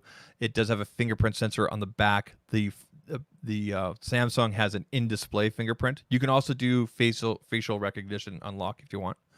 I mean, they both have their great things. It's just that the Samsung seems to pack a lot more for that price point. Definitely. And thank you, Zach, for that analysis of your experience with the S20 FE. There you go. I told myself I was going to go through this entire live stream tonight without getting all crazy and loud and yelling, but that's out the window because I figured out what I needed to rant about tonight. Okay. Oh boy. Let me turn down my monitor. Yeah, you might want to turn down your sound. I'm gonna try not to go too crazy, but I gotta get this off my chest because some of y'all get on my damn nerves. You hardcore tech nerds are annoying AF. Do you understand? You are annoying to the nth degree. You all in your the Pixel 5 only has a 765G. It doesn't have an 865. Like that actually matters in real world use. Oh, that's right. It doesn't. Your benchmark and your lab tests mean nothing when you put these phones in the hands of average everyday people. They are not going to be able to detect a difference between a Pixel 5 and an S20 FE Fan Edition. It doesn't matter that one has an 865 and a 765. That stuff does not matter in the real world. If a phone has a 120 hertz display next to a 60 hertz display, chances are the average person will not be able to detect a difference. This stuff does not matter. Y'all are so this is kind of crazy because I'm a tech snob because I like to have the best iPhone. But some of this stuff y'all just go way too over the top over. It doesn't matter. It literally doesn't matter. The Pixel 5 has 5G. That 765 Snapdragon is more than enough for 90% of the people out there. Just so what if you tech nerds aren't happy it doesn't have an 865? It doesn't matter. It works. It does everything your S20 FE can do and then some. It literally does not matter in real world applications. It's irrelevant. A chip that is not going to make that much of a difference in real world applications. I'm going to need y'all to calm the hell down when you get all up in arms about your tech spec. The average person doesn't care. And the companies know that. They know this. I'll tell you this. I know it's not a flagship processor that's in here, okay? And the one that's in the S20 FE is, okay? I have never experienced any lag or stuttering on the 4A, and I haven't experienced anything on the S20 FE. And this is real world use, like, Twitter, Instagram, multiple emails, whatever, right? I'm sure under a benchmark and plugging it in and everything, obviously you're going to see that. But like you said, real world use, I haven't experienced anything. And I'm hardcore. I use, I go nuts on them, right? I'm getting. I put out my Pixel 5 review, and people were on, and I'm like, all right, I think on the thumbnail I put $699. It's a $699 win, a $699 win, and I got people coming at me like, it doesn't have an 865 processor. That 765 is not worth that money. Blah blah blah. It's more than a chipset, you idiot. Oh my God, what is wrong with you people? I am so tired of y'all complaining about the most minute crap this year. We got people like about to march down Main Street because an iPhone doesn't have a 120 hertz refresh rate. So what? It doesn't change the way you use the phone. It's irrelevant. To the mass population, a Snapdragon chip is irrelevant. A 120 hertz display is irrelevant. These companies know it's irrelevant. They don't care, okay? If they can cut the cost, they're going to cut the cost. That's why we have like 4 iPhones out there this year. Was it 4? That's the 5. We have 5 different iPhones out this year because Apple realizes that there are different price tiers that people are willing to pay for the phone. If they could put a different chip, well, Apple doesn't really do it, but other companies do. But if Apple could put different technology into these iPhones and the people will still buy them, then yes, on the iPhone SE 2020, it has an LCD display. It does not have an OLED display. You hardcore tech nerds will probably have a heart attack. But guess what? The average person does not care that it has an LCD display. It works fine for them. You got the Pixel 5 with a Snapdragon 765, and you got the Samsung SE with an 865. Guess what? The average person doesn't give a monkey nipple about that difference at all. And you have to look at the market that, for example, Pixel's going for. I mean, they put the fingerprint sensor on the back after last year having the Soli on the front and everything like that, because they wanted to bring down the cost and everything. So this actually works. It works for the consumer. They're listening to what the consumer wants. If Google wanted to bring out a flagship, like spec through the roof device, they could do that. But they know their market after the last 4 Pixels and going, okay, this isn't working. So they brought things down, and now you have a terrifically priced device with a killer camera. Okay. Oh, I'm so glad that Big Cloud Gaming walked up in here. Yo, Big Cloud Gaming, what's up? Let's go, Big Cloud Gaming. So, to cater this or to transfer over into consoles, you got the console nerds arguing left and right. You got the Xbox talking about, oh, we got RDNA 2 and the PlayStation doesn't. But guess what? The average consumer doesn't care because the PlayStation have more games than the Xbox. Do you think they care about the graphical differences between an Xbox Series X and a PlayStation 5? No, they care about the experience and the game. Right now, Sony has more gaming experiences than Xbox. It is what it is. There's no arguing this. And at the end of the day, in a gaming console, gaming is what matters most. The graphical differences are irrelevant. The average person is not going to care about the graphical differences because they're so close, it's irrelevant. Only you hardcore gaming nerds care about the graphical differences between an Xbox and a PlayStation. But the average consumer does not care. They will not be able, if you put a game on a screen, you have one game on one PS5 on one screen, and you had an Xbox Series X on the other screen, and the average person walked in, they would not be able to detect a difference at all. It would literally look like the same game. The same game. But you tech nerds want to rock and roll with your RDNA 2 and your ray tracing like the hell the average Joe knows what the hell ray tracing is. What the hell? I don't even know what the hell ray tracing is. What the hell is ray tracing? Seriously. People don't care about this stuff. Y'all tech nerds and you hardcore nerds, you get up in arms about the stupidest stuff that the mainstream does not care about. They just don't care. But I digress. I thought for sure you would go a Friday Night Viper without talking about consoles, but here we are. You're gonna get all sorts of hate tweets now. Blame Big Cloud Gaming. I watched that video. I watched that. but you know what the Xbox is gonna say? They're like, it doesn't use real RDNA 2. We have real RDNA 2. PlayStation has hybrid RDNA 2. Like that really matters. None of that stuff matters in the end. It doesn't matter. It literally doesn't matter. You need a rock. You need a rock sound effect. It doesn't matter. You need that. You need to put that in your thing. I have Cucumber. I got Rich right there, and that's about it. I should find it. I need to find it. You should. Yeah, the whole console thing, gaming. I don't understand why people can get upset because someone else made another. I don't understand, but it's the same thing with people like, why you get an Apple? You get an Android. It's so much better.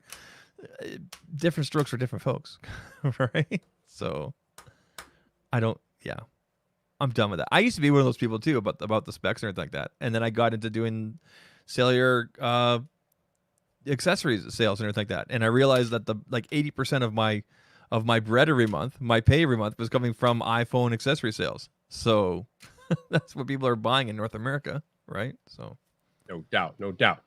So I saw a comment somewhere. All right, Dwayne says 120 hertz is relevant. Things like 120 will become mainstream. Today, it is literally irrelevant. Now, will it become mainstream later on? Absolutely. Probably when Apple adds it on, because that seems to be the timeline of things going mainstream. When Apple adds it, it'll become mainstream. Right now, it's not mainstream. It doesn't really matter much. And even when Apple makes it mainstream, it still will not fundamentally change the way you use the iPhone. It's a nice, again, like I said before, it's a nice feature to have. I think I put it on Twitter today. Going from my Fold 2 to my LG Wing is night and day. The Fold 2 is a 120 hertz display. The LG Wing is a 60 hertz display. Oh my God. It's literally, it really knocked me out. I'm like, wow. But whatever. When I was comparing the S20 FE to the iPhone 11 Pro Max with scrolling, so 120 hertz on one, 60 on the iPhone, right? I don't know what Apple's doing. It's magic with the way, I can't detect it, but I can tell the difference between my different Androids. Yeah, right. I was going there. When I'm using an iPhone, I cannot detect that difference because that's like whatever Apple does with the software, A1. But on these Androids, going from the Wing to the Fold, oh my God! I'm like, what is this? I felt like I was scrolling in butter with the scrolling in a mud with the Wing. I'm like, damn! I could literally detect it. It was jarring going from the Wing to the Fold or the Fold to the Wing. It was literally jarring.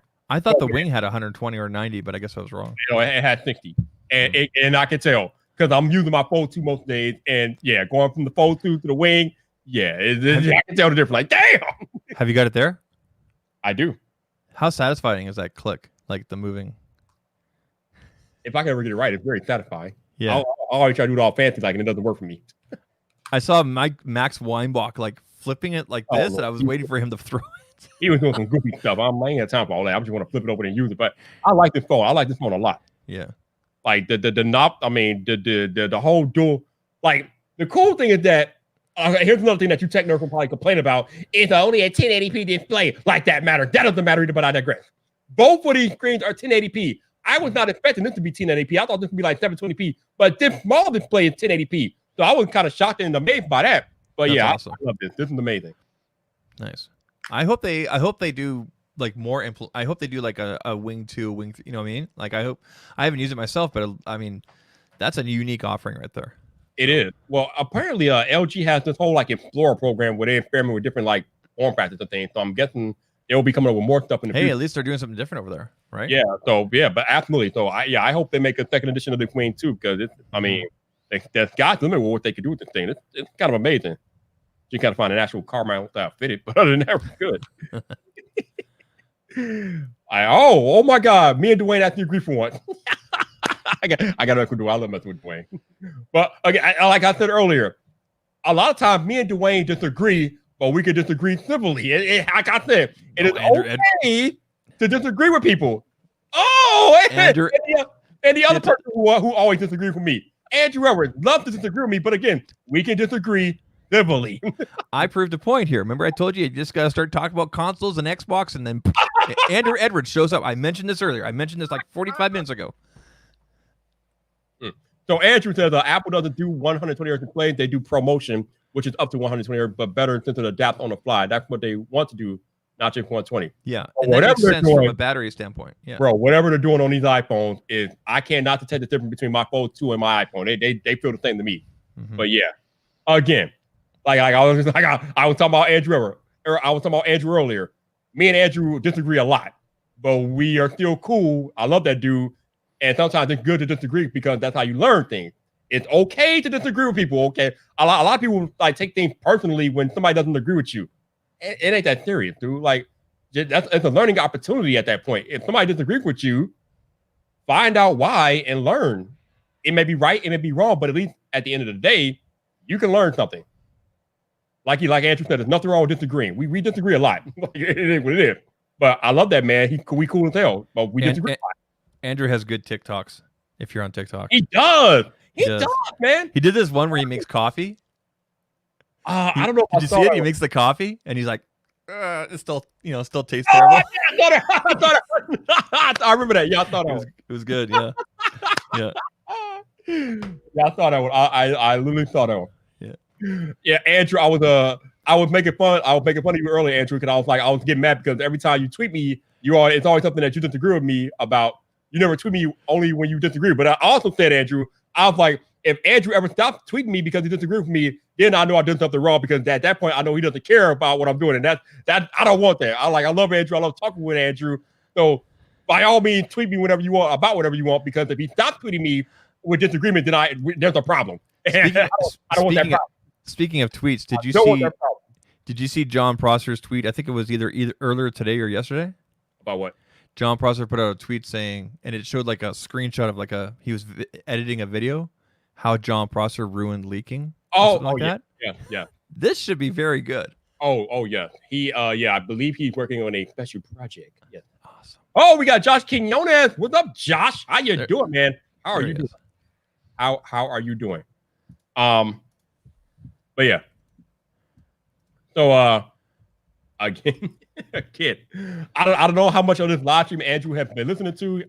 But like I said earlier, all of y'all hating about not getting devices and things like that, Andrew would tell you, just like I told you earlier, it's all about cultivating relationships. Yeah, this is probably like the overview of 100 times I said it tonight, and I don't care. Cultivate relationships, people. It's that serious. Cultivate relationships. It's that simple. Again, cultivate a relationship with your audience, with your fellow creators, and with these brand people. It will take you a long, long way. But yeah, okay, so Zach, I asked you about the S20 FE, so that's cool. Mm-hmm. Oh, I know what else I need to ask you. Have you considered your iPhone possibilities? Are you doing the iPhone this year? I know you were on the fence. I'm getting the Pro Max. I'm gonna order that. I'm gonna order it.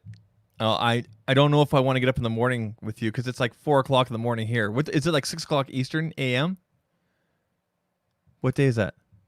It is on Friday, November 6th at 5 a.m. Pacific, which is 7 a.m. my time. I don't know what it is. I don't know what that is. Like, I'm an hour behind you, so it's like 6 a.m. my time. Yeah. There's gonna be a lot of people getting up with me. So for those of y'all that are not aware, on this channel next Friday morning at 6:30 a.m. Eastern Standard Time, which is 5:30 my time, I am live streaming my pre-order as I wait to pre-order the iPhone 12 Pro Max. Now the pre-orders don't go live until 8 a.m. Eastern, but I will be live streaming at 6:30 a.m. Eastern, because I'm gonna be here for at least an hour and a half early to do that. So yeah, if you are pre-ordering an iPhone, or you're just up early and you want to come hang with me next Friday morning, I will be here starting at 6:30 a.m. Central Standard Time next Friday morning as I pre-order my iPhone 12. Finally! The guy with long enough. The captain of Team Apple has waited long enough. Which color are you getting? Are you going Pacific Blue? Gold. I told you I'm going gold. I want that gold. Doesn't look gold though. I keep on seeing more and more videos of it. The sides look good. I can't pass that up. I want that. Ace Rockwell says, "Oh, come on, Zach. It's 6 a.m. Ain't that early?" I mean, I normally sleep till 6:15. I don't know if I can do that. I'm glad you said this. So Andrew says cultivating relationships, but it's also about your coverage. Different brands weigh things differently. Andrew, I don't know what you're doing, but if you have a few minutes, please let me send you a link, because I really want to talk to you about this whole marketing thing. I don't know if I really understand like how deep marketing goes. So for those of y'all that follow me on Twitter, I got an email. I'm pretty sure it's spam. I got an email from my agency representing a video game company wanting to advertise a video game on my Apple channel. Now, at first, though, I thought it was kind of weird. I'm like, why would a video game company want to advertise a video game on my Apple channel? But then I thought more about it, and it kind of made sense to me because of my demographic. Even though I don't cover video games, my audience is mainly men who are 25 to 34 years old. A lot of gamers in that audience. So I guess from that perspective, it will make sense if a brand wants to target that demographic, even though it's not my content's not video game related. I thought that was a fake or a no. spoof email. Yeah, I'm pretty sure the email was fake, but I'm just Okay. talking about the possibilities of the email. Like, is it really? At first I thought like, is it like that's kind of crazy that a brand would want to advertise a video game on my Apple channel? But as I thought about it more, I thought to myself, is it really that much out of the realm of possibility? Because if I have a demographic of a men 25 to 34 on my channel, that is a demographic that a video game company might want to reach out to, even though I don't cover video games. So maybe that's why I want Andrew to come on and talk to me about this, because he understands this stuff better than I do. Maybe even though my channel is Apple, if a brand is targeting that specific demographic, then maybe they might want to be on my channel. I don't know. It's intriguing. I don't know. But he said send him a link. So I'm going to send him a link and hopefully he can pop in. But like I said, Andrew's the master of this marketing stuff, so I'm going to bring him in and see what he says. Another thing you could do as well, because Twitter's more forgiving on this, because Twitter's more about interaction. I've noticed that our friend John Rettinger's done this. It seems like in the last few weeks here, he's only putting Apple stuff on his channel, but anything and everything else that he produces, he's been throwing on Twitter. So like the Xbox stuff, right? That makes sense because a lot of Xbox players or whatever are going back and forth and talking on Twitter, right? Yeah, and a lot of it is timing too, because right now we are 2 weeks away from the launch of console, so it don't matter who does the Xbox content, it can coverage everywhere. Yep. And the same thing at Apple. We're a smack dab in the middle of iPhone season. It doesn't matter who has an iPhone or who's talking about it, it's gonna get coverage. So that's some of that is timing too. So it makes sense. But I'm curious about the whole marketing and how far brands are willing to market, even if it's out of that brand's like core niche. Because when Apple started feeding iPhones to YouTubers and creators, they went outside of tech. They went to beauty people and fashion people. And I'm just curious, like, is this a thing? But again, that's why I'm waiting for Andrew to come and talk to me more about this, because I'm not in the marketing. I don't have my expertise in marketing. So I don't know how marketing works like that. But Andrew, he's good with this stuff. But Google did something similar with the 3A and the 4A this year. Yep. We saw headphone channels like GameSkey, El Jefe, whatever. These guys do headphones, but they got those devices because that demographic of people, or the people that watch their content, might be price sensitive across the board. So it makes sense to expose or get that in front of them, right? So it's all interconnected. It seems like it's like a web. It's like a web. El Jefe, I think it was a scam from jump, because like I said, I found it in my spam folder. So when I found it in my spam folder, I kind of knew it was crap anyway. But it does, like I said, it does create that larger conversation. Just how far and deep does marketing go, and how does it work? That's why like I said, again, I'm looking forward to asking Andrew about this, because obviously he does this for a living, more or less. So I don't understand marketing like that, but he does. So hopefully he has some ideas about how this stuff works. But when you think about just how the broad scope of marketing as a whole, it's pretty deep, and it makes sense. Casey Neistat is not a tech reviewer, but Samsung will send him a phone because he has 10 million people, and a lot of people are tech people. So marketing is it's weird, but it makes sense that way. Casey also has a business relationship with somebody that used to. I could be wrong how the relationship currently works, but I believe somebody that was involved with 368 works directly with Samsung as well. So there's a connection there. But again, that comes back to networking, right? So you know people, right? There you go. All right. So Josh made a good point. He says a gaming ad could possibly be a smartphone game and can be integrated into smartphone video. There you go. But that scam email that I got, they wanted me to advertise Dirt 5, which is a game that's on Xbox and PlayStation and all that stuff. So I got that. When I read it, I'm like, wait a minute, this doesn't even sound right. But whatever. What kind of email address did it come from? Was it like a Gmail or something like that? It was some UK something. It wasn't nothing. It wasn't nothing up and up. Did you get a domain for your email? Yeah, it's business@viper.com. Yeah, there you go. So there's something else that if you're in that position, if you can do that as well. Yeah. And you don't have to. There are plenty of huge creators out there that still use Gmails. You don't have to. But another way to up your appearance a game, I guess, the way you appear to other brands or people when you contact them via email, is considering getting your own domain at whatever your name channel is, .com or .tech or whatever, right? So it gives a more professional look and whatnot, and it kind of makes you stand out. You don't have to, because like I said, there's plenty of creators out there, big and small and everything, that still use Gmail. If that's something you can do, the cost is not that bad at all, especially when you go through Google Suites. Yeah. By the way, when you do that, you get unlimited original size photo uploads to Google Photos with that. So nice. Yeah, you don't have to. All right, Andrew. When you are ready to rock and roll, the link is in your Twitter DM. Cool. But yeah, like Zach said, I would highly recommend it. You are going to take this creator thing seriously. Definitely getting a domain so you can have your own like .com email address. It just looks more professional, and yeah. Because I am a snob that way. If a brand reaches out to me and they're reaching me from an email that doesn't include that brand.com, I'm probably trashing the email. Major flag. Gino says, how much is it? I am currently, for myself, I'm currently paying $23 a month. That's Canadian for 3 email addresses. And that's Google Suites. No, it might be 2 email addresses. How many email addresses do I have? I have 2. Sorry, I have 2. And that's 2.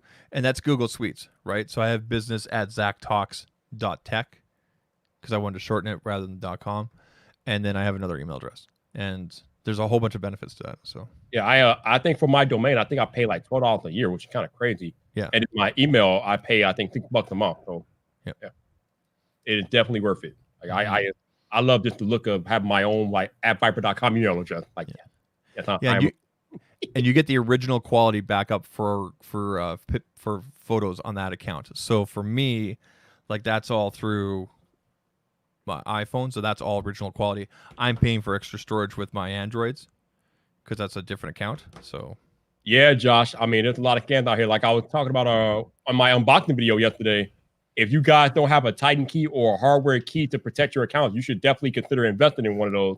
And they're cheap, and they will save you a lot of headache if a hacker gets a hold of your account. Kind of hard to hack you if you got that 2-factor authentication with the physical key enabled. You can't do anything about that. They came back with you. Yeah, it's scary there how many accounts were getting hacked, including Front Page Tech there, remember? Janosis, there are no YouTube person included in that G Suite stuff. Not at all. So, no, it's just on the photo stuff. YouTube is separate. Yeah, YouTube is a separate entity from G Suite. But yeah, definitely getting a professional email. I would recommend that, definitely. It's none of those things that I don't really take seriously until technically T brought it up a year ago. And I'm like, actually, that makes a lot of sense. Let me do that. Also, I was watching that. I don't know how many of you guys are familiar with, but I was watching a Kelly Stamp video. If you're not familiar with Kelly Stamp, she is absolutely blowing up on YouTube.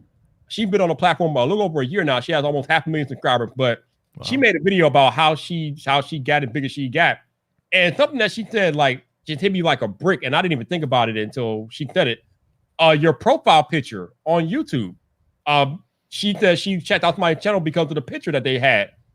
For the longest time, my profile picture was just my logo. I didn't even think about putting an actual picture of myself in my profile picture. But when I watched the video and she said that, I'm like, oh, that makes a lot of sense. Let me change that. So that's why the picture looks different on the main channel. It's actually of me now. So yeah, it's just little things that you can do that is like, yeah. And Andrew just put out a video, so he should be joining us shortly. I didn't see what you changed it to, but I'll have to check that later. Yeah, actually what I do is I took a picture with the Pistol 5 because the Pistol 5 is a literal cheat code for thumbnails and pictures and things like that, portrait mode pictures.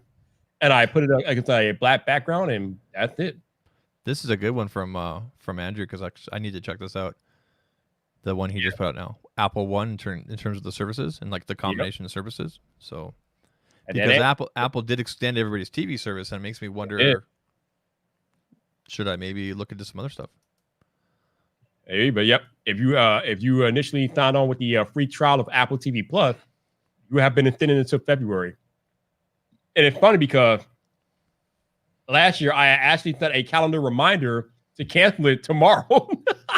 So I got the notification today to like cancel it, but I'm like, it's okay, we're good to February. I'm about to cancel that stuff. But then again, I don't know. Apple TV Plus has been very impressive over their first year.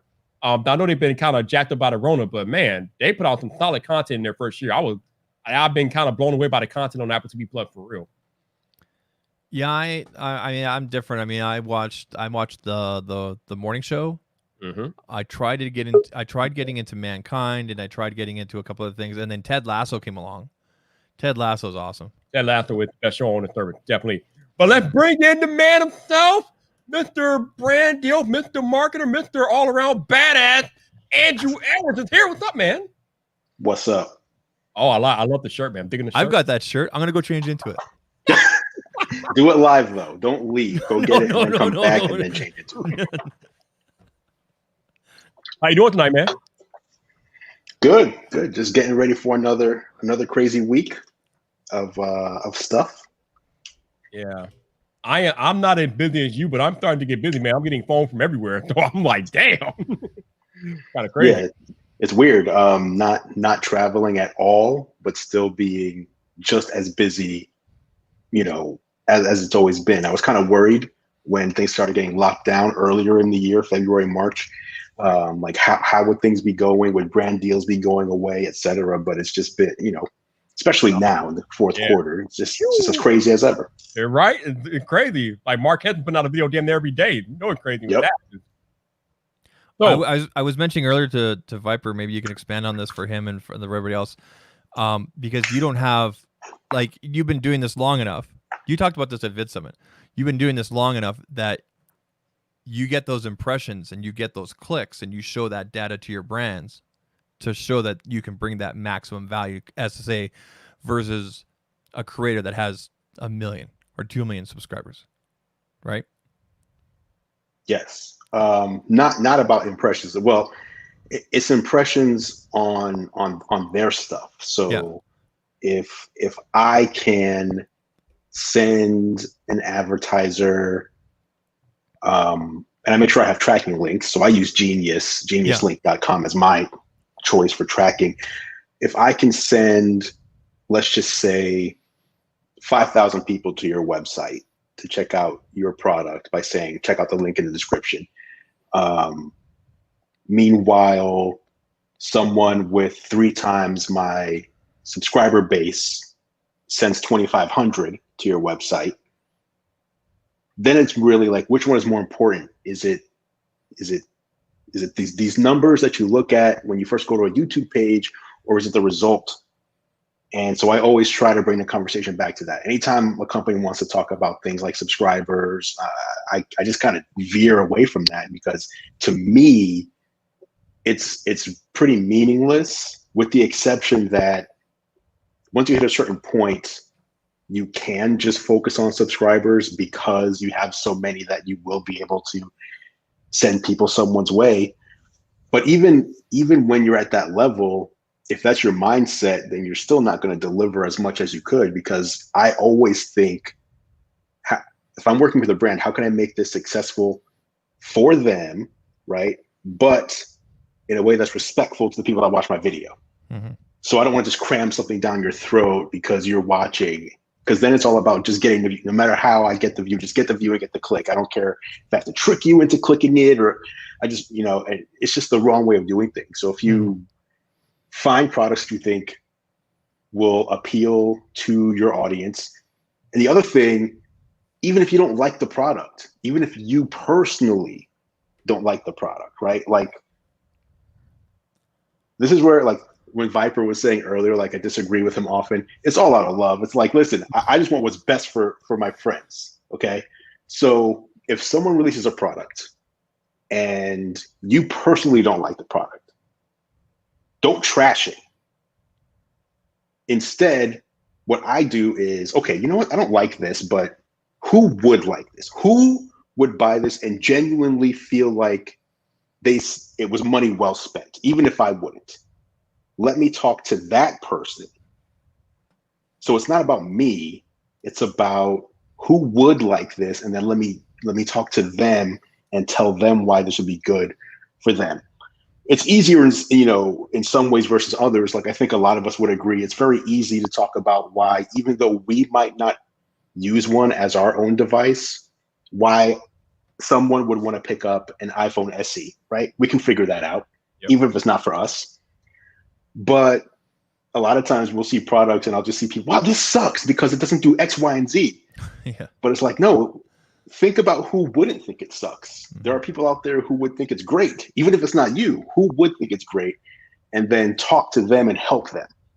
So that's really my thing. If you can get in that mindset, then you will open yourself up to many more opportunities to work with companies, because companies will trust you with their message, rather than if, imagine a company comes across your video, even if it's like from 2 years ago, and like, oh wow, they really trashed our product and they didn't really give us a fair shake, and we're looking for, I don't know, 20 to 25 creators to work with for this new campaign for the holiday quarter, you might have disqualified yourself from being in the running. So, it's always about long-term thinking rather than, the short-term clicks and the hot takes. Did y'all see why I wanted him on here tonight? This is why I wanted him on here tonight, because he always dropping this fire. Man. Hey. Woo! Okay, so I got before I get into why I really want you on here, I saw in your video, and I think it's behind you, you have the Amplify Alien Wi-Fi router, right? Yes, I do. How do you like that? I love it so much. It was one of the first Wi-Fi 6 mesh routers. And so I tried, I think, one or two other ones before I got this one. And I had like some unique situations. Like I need to be able to set what I want my IP addresses to be due to the fiber service that I have. Mm-hmm. So a couple of them were like, they just had their own built in, you couldn't change it. So it didn't work for me.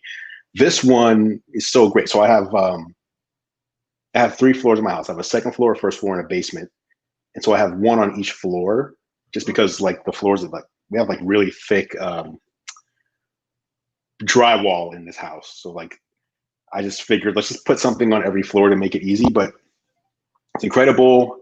Any device that supports Wi-Fi 6, you'll see the Wi-Fi 6 light up, very fast. And then it has wired gigabit as well. So I highly recommend it for anyone that wants to upgrade to Wi-Fi 6 for their devices. And it also works if you just have one. So if you just have one, it's fine. And you can just add more if you want to turn it into a mesh, but you don't have to. Nice. Yeah. Right now I'm just using the Comcast gigabit router, but I'm thinking about getting a Wi-Fi 6 router at some point in the future. So that's nice. Yes.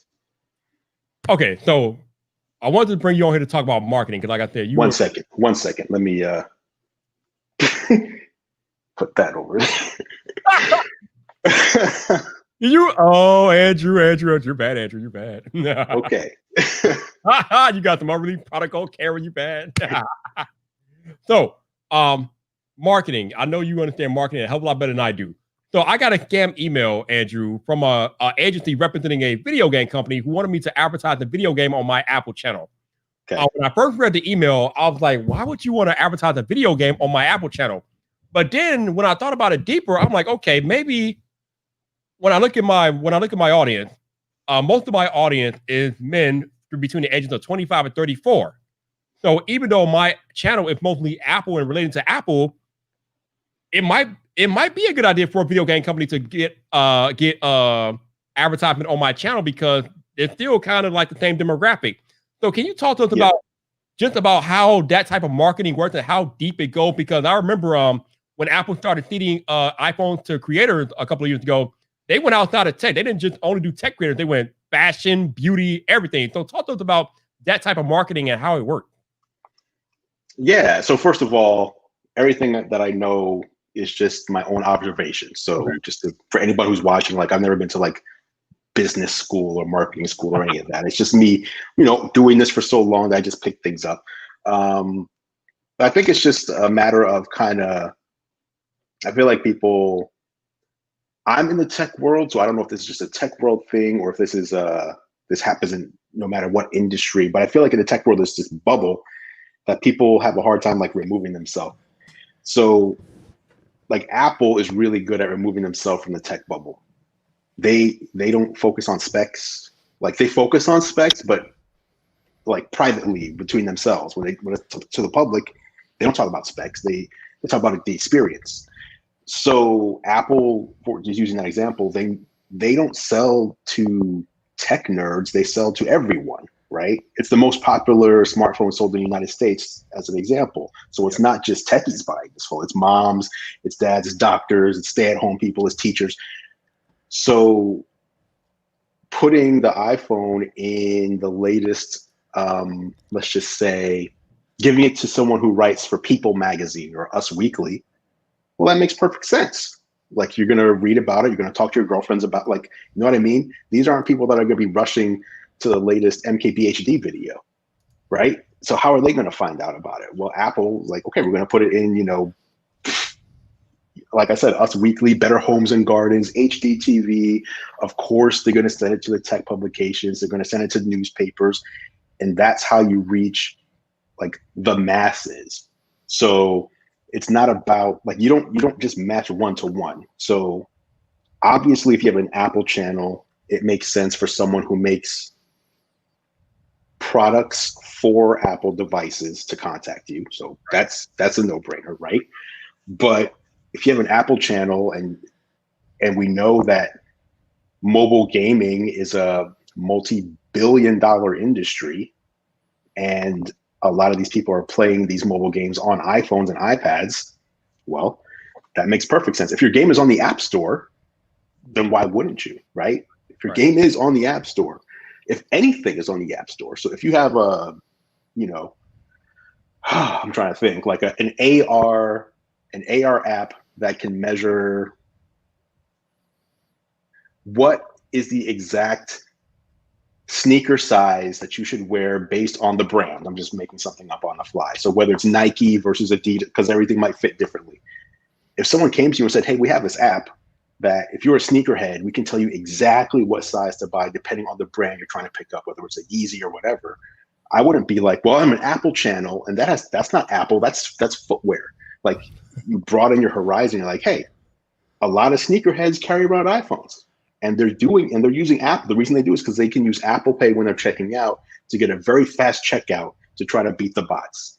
So right there, that would be another example. Now, you might say, well, I'm not into sneakers, so I don't really know how this fits, how I can do this messaging. But I wouldn't say that the brand is poorly planning their campaign, right? Because if they're on the App Store, then it's free game. If not free game, fair game, whatever the phrase is, it's fair game.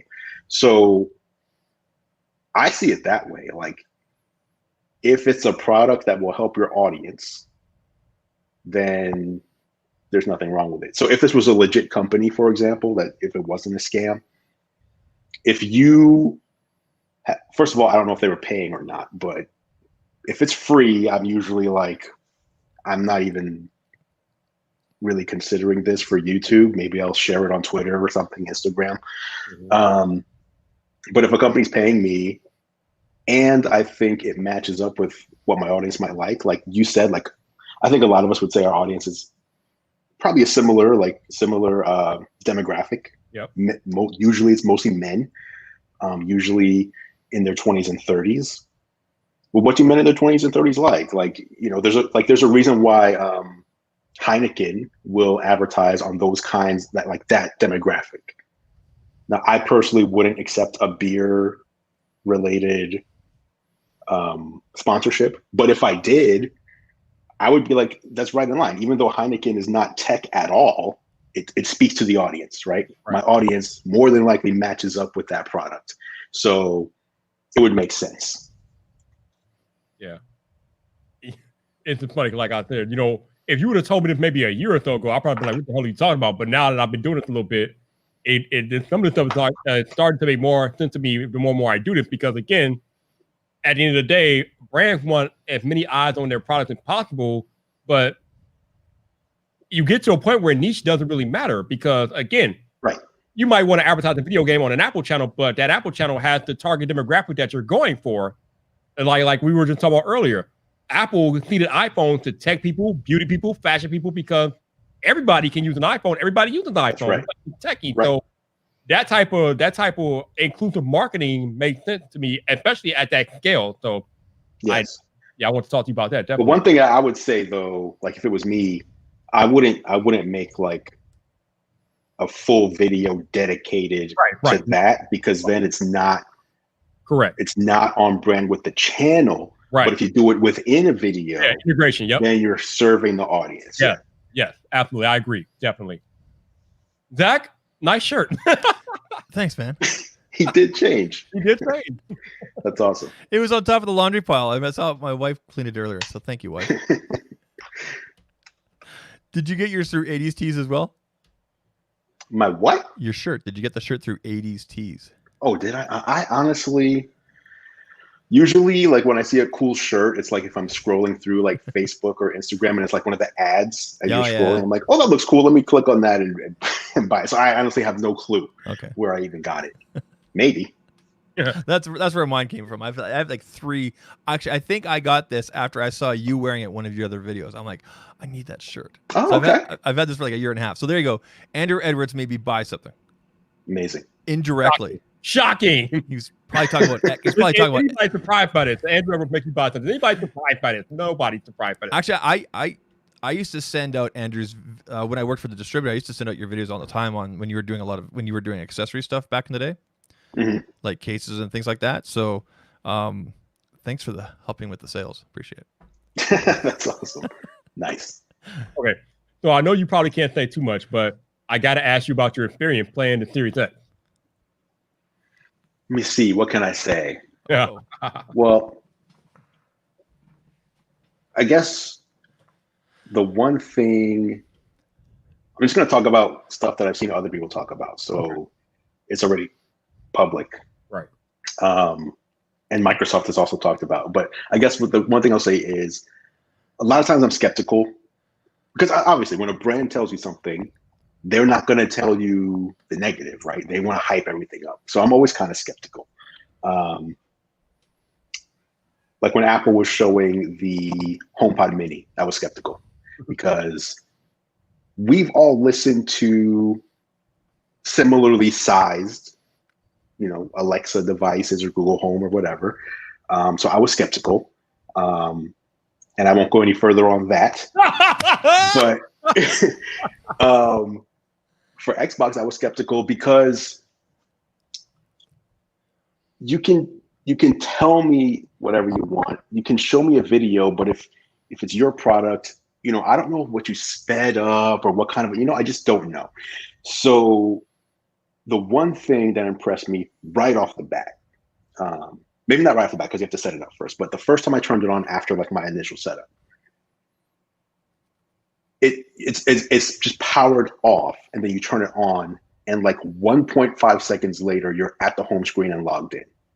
Like my Xbox Series X, I don't know, 10, 20 seconds to do that. Like, and now it's like 1. So right off the bat, I'm like, okay, there's definitely something to this. And then everything's just fast. And obviously, like I think Viper, I think it was you the other day on Twitter. Someone was talking about, I think it was you, how, we're a week or two, we're 2 weeks away. PlayStation not showing gameplay. Xbox isn't showing like a lot of next gen gameplay. And the fact of the matter is, as hard as it is to believe, because you'll say like they've been working on this for so many years. So many of these companies they're like working until midnight to like get these games finished for 2 weeks from now. Like they're still trying to finish them. So the games that I did play initially were games that already exist. Right. But it's a totally new experience. It's a totally new experience. And it's so hard it's almost like VR. Have you guys used VR before? Oh, yeah. Like a VR headset? Use the Samsung Gear, yeah. Okay, so like how you can't explain VR to someone with just words. Right. Like you have to really understand. You have to put on the headset and try it and experience. Then you get it. You can't just tell someone, well, you put this thing on and then it takes you to a new area. You can't. And it's kind of like that. Like you really can't totally get what these consoles are going to be doing until you have the controller in your hand and see. Like Gears 5, which they've announced is going to be 4K, 120 hertz. That is a totally different experience than what it was on the previous generation. And so even the collection, so there's the collection of games that you have. If you haven't finished any games, you will get a better experience. There's games from the current generation that you may not have ever gotten to, that if you play it on the new generation, you'll have a much better experience than you would have had you played it prior. And then there's obviously the new games that are coming, which will take full advantage. But it's an exciting time. Like anytime there's a new console launch, you know, because it's so rare. Like imagine if a new iPhone came every 5 or 7 years, right? Like it would be so pent up aggression to like get it. And this is how it is with game consoles. So like it's almost, you know. Look at the delay with Cyberpunk. Right. I don't know. Excuse me. I don't know a lot of the history of that. But I think the fact that they, and this is easy for me to say because I didn't book off time from work to play it like some people did. You know, they're taking an extra few days here to make sure it's working across all the platforms. Yeah, right? right. Do you want something? Do you want something that's rushed or something that's complete? Right. Yeah. Well, they're taking the also, you know, I guess so. It's completely finished for PlayStation 5 and Xbox Series X. It's all done. Mm-hmm. But they don't want to release it on time for that and then have spoilers potentially get out for people who wouldn't be able to pick it up for a few weeks later on PlayStation 4 and Xbox. So they just say, we're just going to delay the whole thing by 3 weeks to get things ready. But again, that's another example. Like you might say 3 weeks, what's the difference? Like they're working 24/7 to get these games out we've for heard the next generation. Yep. The crunch is what we've heard of. I don't even know what that game's about, but it looks cool. I have no all no you need idea to know is that it has Keanu Reeves in it. That's all you need to know. Okay. That's it. That's it. I'm sold. And did Sony send you out a PS5? No, they did not. I was did not just have going a through your PS5. thumbnails and I didn't see it on there at all. I'm wondering if it has to do with the Xbox jacket. No, I think. Well, I've always been an Xbox guy, and so I've always been satisfied. I don't know, like I've never reached out to Sony. I've never like, and Microsoft is like, if I leave my front door, I can be at the Xbox studios in like 10 minutes. Sure. So a lot of people I know, like in this area, like if you live over here, everybody either works at Amazon or Microsoft. Like it's, that's just it. So I know a lot of people that work there. And so I've just always been kind of content, I guess, with having access to the Xbox guys that I've never even seeked out. Sony, I wouldn't even know where to start. I think there's a benefit to Sony. that too for your audience as well, because you're being upfront with that. I don't want to use the word I don't want to use the word bias, but I mean, if I wanted Xbox information, like I'm probably going to go to you first, and then there's a couple of names I can think of, but you would be the guy I would think of first. I am kind of surprised that Sony hasn't reached out to you, though. I mean, we know you game, so. Well, if you look at how many people Microsoft reached out to, this is what always like gets me about YouTube and social media. Like, if you search Xbox One X unboxing, there are so many people I haven't heard of, and that's not a knock on them. There's like so many amazing creators out there who I didn't even know existed. Yep. Right.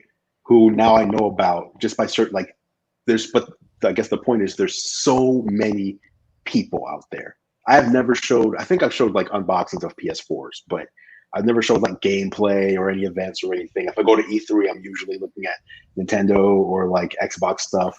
So if they have, I don't know, let's just say 100, they're seating 100 PlayStation 5s out. I don't know that I would make the top 100. You know what I mean? Legitimately. I think there are 100 more. There are 100 people above me who it would make sense to seed one out to before you give one to me.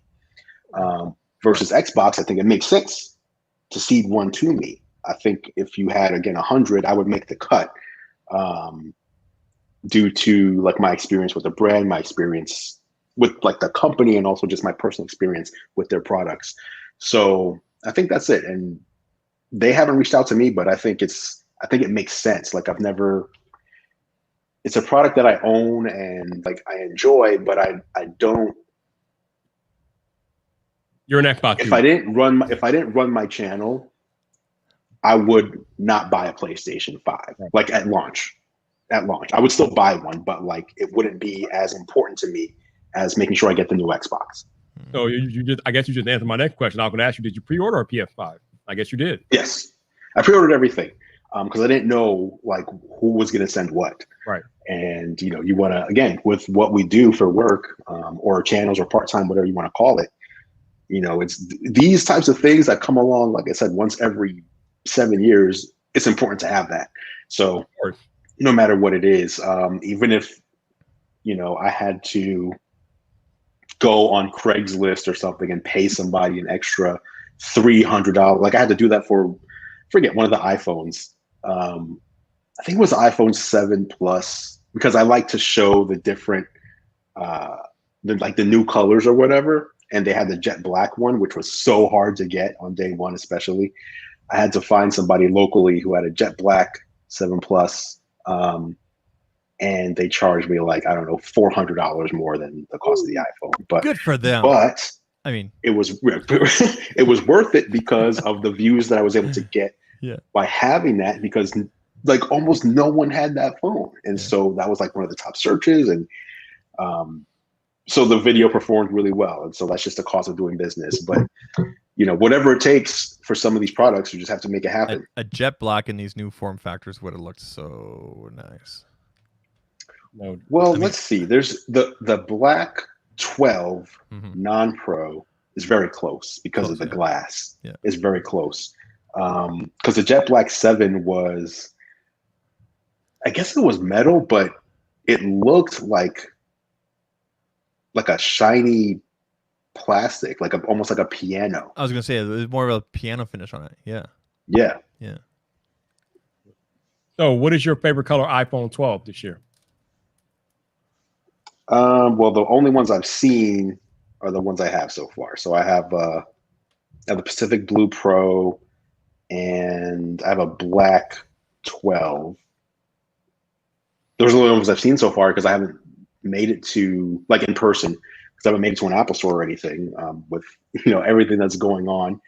I expect I will probably have some more iPhones to look at shortly, and I'm pretty sure there'll be different colors than what I have here. So I have a question. But I like the Pacific Blue for sure. I have a question for you, because Viper and I talked about this earlier. It was just speculation, but maybe you have more insight. We know that Q4 is obviously crazy with everything that's happening, and it's not just gonna be October, November, and then normally we run into CES, where we all go to Vegas, or we all talk about what's happening in Vegas and whatever, and all the brands are there. And obviously that there's no CES coming up in 2021. Do you expect things to kind of continue past Q4 into Q1 2021 in terms of how busy we are with tech and whatever? Because there's no CES, and maybe brands still want to, okay, we still got to get our message out there, because normally we show this off at CES. Do you suspect that? Remember, there is a CES this year. There is a CES. It's just virtual. Yeah. Well, yeah, but you know what I mean, right? There's going to be more of a, I guess, right. But what I'm saying is, since it's virtual, there will be many, many, many announcements, press conferences. I expect them to be like pre-produced videos, like we've been seeing from other companies, Apple, Samsung. I think every company's going to try to do their own version of that, but there's going to be so many of those. Yeah. So I'm sure there's going to be like CES press, like press conference day, like they have it annually, where you just go back to back to back to different press conferences. I bet we'll see that. And so many companies will have just pre-recorded videos. Maybe they'll do like a live Q&A. Companies still want to sell stuff. That's pretty much what I've learned this year. What scared me was, are things going to kind of shut down, or companies? No, they're not. Like, companies still are going to make products. They still want to sell stuff. And as we've seen with Amazon's recent earnings, not only that, but people want to buy stuff. People are at home and they just want to buy stuff. I mean, have you tried pre-ordering one of these consoles? People definitely want to buy it. Right. So as long as people want to buy things, these companies will need to get the word out. So they'll be using all the same marketing tactics that they've used before, except obviously, I guess, there has to be some marketing that isn't as effective these days during like a COVID pandemic, anything that would involve like a big launch event where you're getting people together. And so I would imagine that those dollars would still be spent, but they'd be put more towards other things like online marketing. That's just a guess. But that's a long way to say, based on what I've seen so far this year, I don't think things will slow down for the busyness that we're seeing. Gotcha, And gentlemen. also, I need to leave. I'm sorry to interrupt. But Viper, thanks for having me on. Andrew, nice shirt. It's good seeing you again. Thank you, sir. And I'll catch you guys later. Appreciate the chat. Okay. all right, man. Take care. All right, there. Cheers. I also think it'll probably be an opportunity for more creators than ever to get into a CES this year. I think it's free, if I'm not mistaken. I think anybody can get Probably, yeah. I don't think you need to pay for that. I mean, these companies are desperate for people to attend their stuff. Yeah. So you're not going to put a price tag on it and make people, you know what I mean? You have to just have people there. Yeah, I think especially for like smaller creators, I think if they want that access to the brand, CES 2021 might be your best chance ever, because I think it's going to be pretty easy to get access to these brands. Definitely. Yeah, I think so. So when everything goes official on November 10th, Andrew, what is the first game you're playing on your Series X? Well, I've already played some. Oh, So what are you playing on the Series X? But I would say, what was the first? NBA. It was NBA 2K. Ah, okay. That was the first one. And that was that. And the reason why is because number one, I love NBA 2K. And number two, that game has load times that annoy me. So that was one where I was like, let me see if like this is a good test, because I know these loading times really well. Because every year when NBA 2K comes out, when I get it, that's the only game I play for a couple of weeks, like exclusively. So I know the load times really well. And that's the one where I was like, okay, this is just you can just very obviously see the difference. And in a good way. Very nice. Yeah, I'm definitely looking forward to playing these boxing, just like you said, because of the decreased load time. Like some of these load times are just like crazy. Like, it's funny because I've been watching a lot of people play Watchdog Legion, and every time you open the door in Watchdog, there's a loading screen. And I'm like, when I play that on my Series X, that Series X, that should be gone. So I'm like, I should not have to deal with that. It should be gone, literally. Right. It should either be gone or so fast that is insignificant. Yep. Mm-hmm. Are you excited to play Spider-Man on PlayStation? I am. That was the delayed answer, Andrew. I can't tell. No. Well, so there's so much, I guess, like, so imagine if you had a Series X right now in your living room, but you're so busy with other stuff that you don't even have time to play it, right? Like that's what's crazy. So it's like there's so much cool stuff. Like this November is just it's one for the record books, quite honestly. Like, when was the last November that we had all this craziness, especially in the first 2 weeks? Seriously, packed in. I got 3 phones in the first week of November. Like, yo, it's crazy. Right. It's absolutely absurd. Phones plus 2 consoles plus the games for the consoles.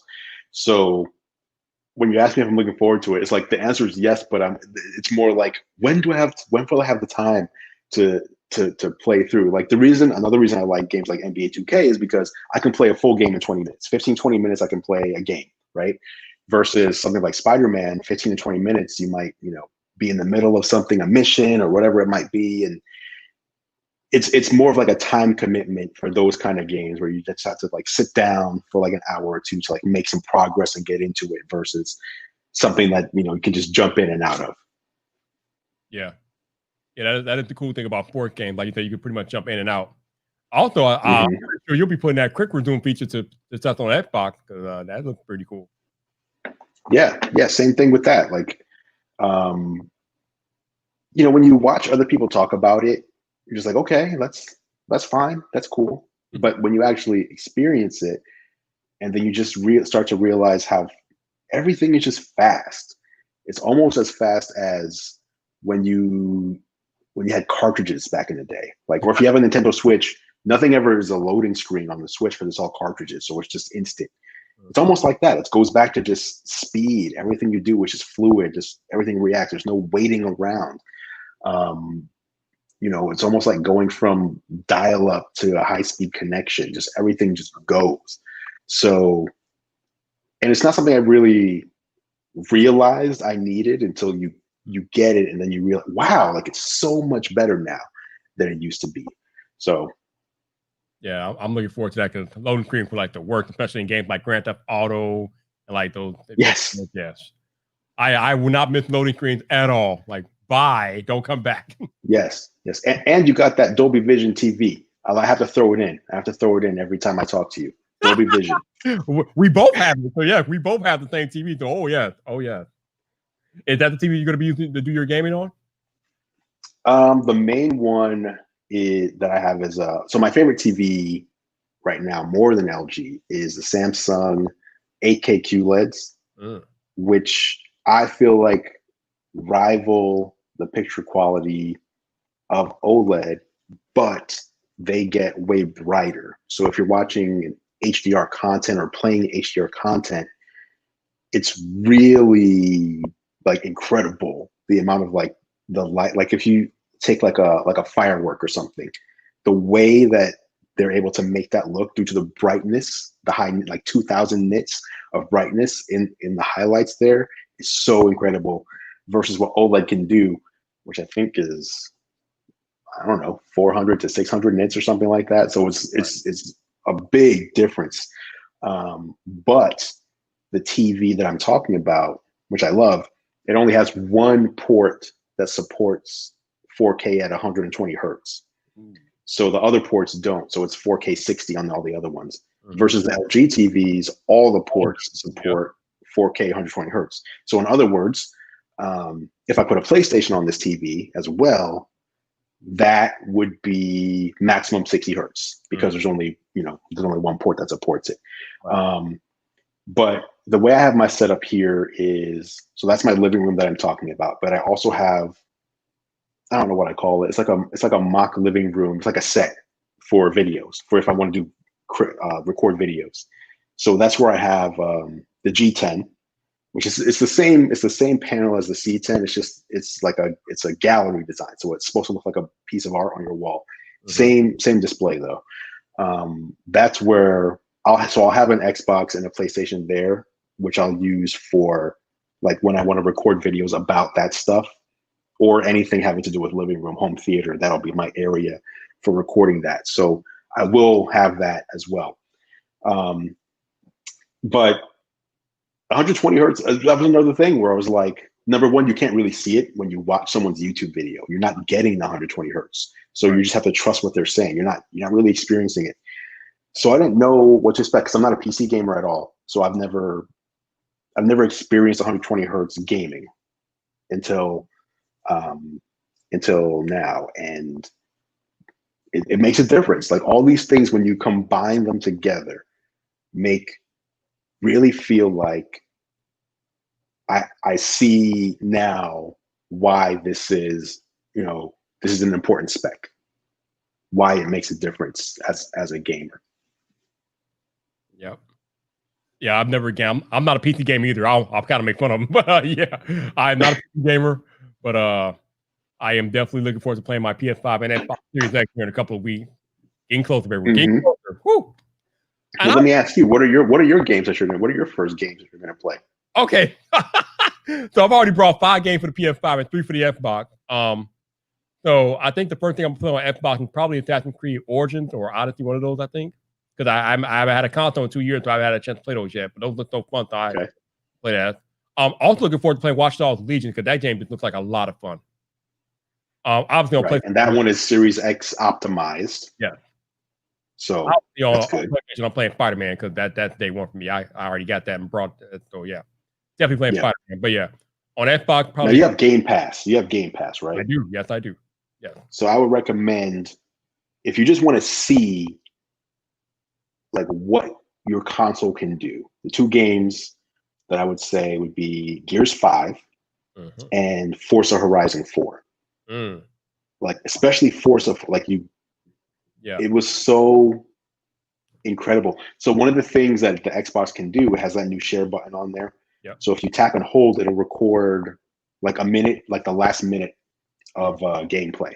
So like maybe you're playing a game and something really cool happened, you tap and hold, and it'll capture the last minute of gameplay. Okay. So, but you can set it to record that gameplay in like 4K and HDR and non-HDR, whatever. So I have it set to non-HDR 1080p, just so, you know, if I grab a clip, I don't want to want it filling on my hard drive. But when you look at the clip, you realize the difference, because the clip, when you're playing the game in HDR, high frame rate, 4K, and then you look at the clip in 1080p non-SDR, that's where you realize the difference. You're like, that non-HDR is what I used to play, and now it looks like crap. Now it looks terrible, because you very quickly get spoiled by the high frame rate, the high resolution, and just all the incredible colors and everything that's going on in the game, like the trees and the road and the sky and everything that's happening looks so amazing. So I would say take advantage of Game Pass and just try out Forza Horizon 4, definitely, and Gears 5, and you'll be impressed. All right, I got a question for you. So a month ago, I brought the Elite Series 2. This does not have that share functionality on it, does it? It does not, but what you can do is you can map one of the buttons to share. So I believe on the back, like they have those 4 paddles back there, right? Yep. So you can choose one of those, for example. If you want one of those to be share, you can do that. Okay. Yeah. Yeah. I actually brought this for cloud gaming, but yeah. I'm gonna use it on my Series X now. So yeah, definitely. For sure, for sure. And I just noticed behind you have the Halo Chief helmet there. Nice. That is from Halo 3. That was the Halo 3, I think, collector's edition or something. So the game is like shipped inside of the head, and you have to like pull the head off and grab the game out of there. Renee says Andrew Edwards is a tech mental. Oh, he's a mentalist. Yeah, I love Andrew. All right, you know what? I'm glad Renee reminded me of something. So Andrew, tonight I was talking about people on Twitter hating that creators are getting access to like brands and tech gadgets and things like that they might not have access to. So the whole point of my live stream tonight is to let people know that you can be in that same position if you just put in the work and, like I said, cultivate a relationship, put in the work, and just and get good to a point where people notice you. All that time that you're spending hating on other people, you are wasting that time where you could be making yourself and your brand better. Thoughts on this, Andrew? Well, first of all, that last statement is 100% correct. I've never, ever concerned myself with what does someone else have? Why does someone else have something that I should have? Like I explained to you earlier why Sony did not send me a PS5, right? I explained how I understand if, again, I'm just making up numbers. If there's 100 of them to go around, why I would not be, I will tell you, I would not be counted in that first 100. I can easily say that versus Xbox. I can tell you why I would be in. Like, I don't think I deserve every single thing just because someone else gets something. It's just, that's a weird way of living your life in any, whether it's being a creator or anything. You're looking over the fence at what your neighbor has. I just worry about me. That's the easiest way to avoid stress and all that stuff. Now, the one thing that I would say, like, you're on the right track, and again, it's just my opinion, you're on the right track as to cultivating relationships. But I think the other thing is you have to think about, I think I've said this, I don't know if it was on your live stream or another one, but you have to think about, like, when someone hears my name, when someone hears the name Andrew Edwards and they're familiar with me, what do I want them to think? What do I want to think? And when so for example, if I say, I want them to think of someone who is passionate about consumer electronics and is very fair in his approach and his criticisms. So let's just say that's what I want. If I say, this is what I want people to think when they hear my name, And then anytime a company announces something, I instantly take the hot take and without thinking through what's up with this lack of a charger in the box. This is crazy. They're screwing it. What's with this USB-C? Why isn't it USB? If I don't stop and say, okay, this is interesting. There's only a USB-C cable in the box, not a USB-A. Why would that decision be made? Let me think about this. And then think of this actually makes perfect sense, and here's why. And if I go through that process in private and then come to the public with an answer versus ranting in public first, I can't say, I want people to think I'm a fair and balanced guy because I don't act the way I'm saying I want people to perceive me, right? Right. So I think about how do I want to be perceived, and then I need to carry myself in that way so that it becomes true. So relationship building is a key, but I can have a great relationship with somebody and still act one way or act another way. You know what I mean? There's Right. different ways. And what I said earlier in the chat was different companies weigh things differently. So some companies may love someone's energy who rants about whatever the issue of the day. They may love that, right? And they'll come to you and they'll want to work with you. But there may be other companies that say, you know what, that person, I don't think they gave that up. Even if they're my competitor, I don't think they gave my competitor a fair shake. And so that means I don't know if they're going to give us a fair shake. So we may need to distance ourselves from that person. We're not sure about them. So I try to, it's almost like being family friendly. Like, there's a way to make your content family friendly so anybody can watch. Right. There's also a way to make your perception and your content like brand friendly so any brand is comfortable working with you, not just some. I want any brand to be comfortable working with me. And so a lot of times, it's out of like, I just want to help. I want to help my fellow creators. So if I see someone, going back to like the cable in the iPhone box, right? Like if I see someone ranting on Twitter, I will chime in and be like, yeah, I disagree, but did you think about this? So like for that one, it's like, okay, if you're a previous iPhone owner, you likely have the USB-A cable already, and you likely have that charging brick.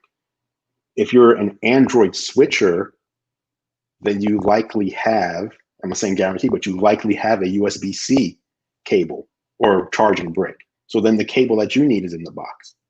So by putting a USB-C cable in the box, it's less likely that a purchaser will need to buy something extra than if they put the A cable in the box. If you put the A cable in there, almost anyone who's switching from Android will need to buy something extra.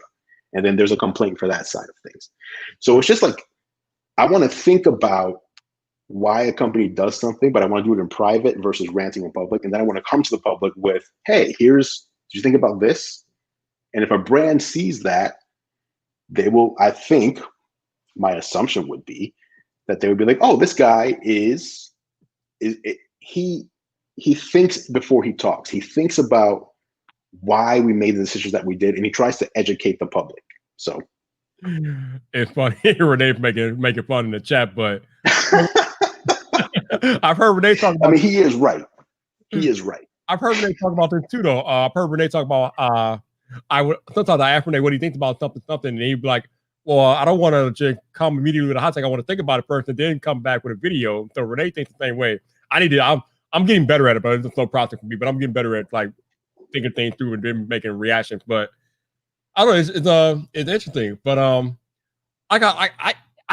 don't understand why people concern themselves so much with what other creators are doing. To me, it's just a waste of time. Like, why are you wasting time? Well, I feel like people see like they that phrase "keeping up with the Joneses," right? You've heard that before. That's been around. I remember hearing that phrase the first time when I was like 8 years old, and I was like, what does that even mean? But I'm about to turn 40 next month. So when I say 8 years old, that means for 32 years, at the very least, people have been worried about, what do other people have that I don't have? What do other people have that I need to get? Why does someone else have something that I don't like? Why? Whether it's creators or anything else, it's just a weird it's like a lack of appreciation for the life that you have. And I usually, like, people close to me, that if I observe that kind of thing, I'll usually say, like, there are probably a minimum of 1 billion people on this earth who would trade their life for your life, who would trade whatever they have for the things that you have. And it's way easier to go through life appreciating what you do have versus looking around and seeing what don't I have that other people have. Definitely, man. That's some sound advice for anybody, no doubt. Shout out to Tyler Rome for becoming a channel member. Thank you, sir. I appreciate it. There you go. Thank you. There you go. No doubt. But yeah, like I was saying earlier, like, life is so short, and you're wasting time hating on somebody else when you could be in that same position if you just put your head down and put it in the work. I mean, I'm like, Yeah. I quoted Stephen A. Smith earlier tonight. Stephen A. Smith said that you're not going to be a LeBron or a Shaq because they are rare, but anybody can be a Stephen A. Smith. Like, anybody can put in the work and get to where he is. I mean, and look, he's at the top of his thing, but I mean, he doesn't have the rare athletic gifts to be a LeBron or a Shaq, but he put in the work to be the best journalist in sports, and anybody can do that. And anybody can come on YouTube and put in the work. Like, just put in the work. Put in the work, man. That is true. That is true. Put in the work. So you have been doing it for over 10 years. So I'm curious as to what is your favorite, like, video that you've done, or like maybe like favorite brand experience that you've had, like being a creator? And shout out to Gabriel for the super chat. Thank you, sir. I appreciate it. No doubt. Man, that's a fantastic question, but it's so hard. I've done so much that you said I've done this for over 10 years. I'm at 16 and a half years of doing this. And it's still very often just during the middle of the day will hit me like, this is like, my life is crazy. Like, how do I just get to do this? Like, how do I, the more things that go on, like new companies that reach out, or new products that I get to see early, or new relationships that I make, it's never taken for granted. It's always still like, how did I just get to talk to that person? How is this happening? And so I appreciate the whole thing. It's so hard to just go back and pick, because there's been so many things that are so different. Like, I've done stuff with car companies before where they were like, hey, we're just going to road trip from this state to this state, and you're going to drive our new car, and we're going to stop along the way at all these cool things. And I'm just like, what? That's crazy. Okay. That's cool. Wow. As someone who, there's companies who, so the way I started this, I think I told you, was I would make myself poor by taking my paycheck and wasting it on tech before I got into this. And I had to figure out, I need to make technology make me money instead of lose me money. Sure. Like, I was like, hey, if I don't pay my phone bill, it's cool, because they don't shut it off until you're 2 months late. So if I don't pay it this month, I'll get a late fee, but then I can go buy whatever new thing at Best Buy or Circuit City. So it's such a unique place to be, to have these companies I looked up to back then, and I just wanted to get their products so bad because I admired them so much, and now they call me. Like, they call me. Like, it still blows my mind. It's like, it's never something I can take for granted that these companies that I've loved for so long, since I was a child or a teenager, now reach out to me because they have something that they want me to see and show to my audience. It just blows my mind still. It's amazing. So earlier this year, I was not aware that LG was making a new phone. I saw some tweet I saw a leak on Twitter about the LG Wing. I'm like, that's different. And then we got more information about the Wing. I'm like, oh, it coming to Verizon. Okay, that's interesting. But all along, I'm thinking to myself, I mean, that's cool, but I'm not gonna get that. Not at all. Mm-hmm. And then it went from that to I think I had asked one of my contacts about maybe getting a review unit. And I didn't hear anything for like a month. And then a month later, I got an email from LG. Like, yo, we want to send you out a Wing. I'm like, okay, cool. And then I forgot it was coming. And then I got a box into my job. I didn't know what it was. And I opened the box, Andrew. I'm like, oh, yeah, that's what that is. Okay. And I was like, wow. So it went from, okay, that's interesting, to, oh my God, it's an LG Wing in the box. Like, I understand. Like, it's such an amazing feeling, like getting new tech and getting to play with it, and people like valuing your opinion about this stuff and brands reaching out. Yeah. It's amazing, man. It's good stuff.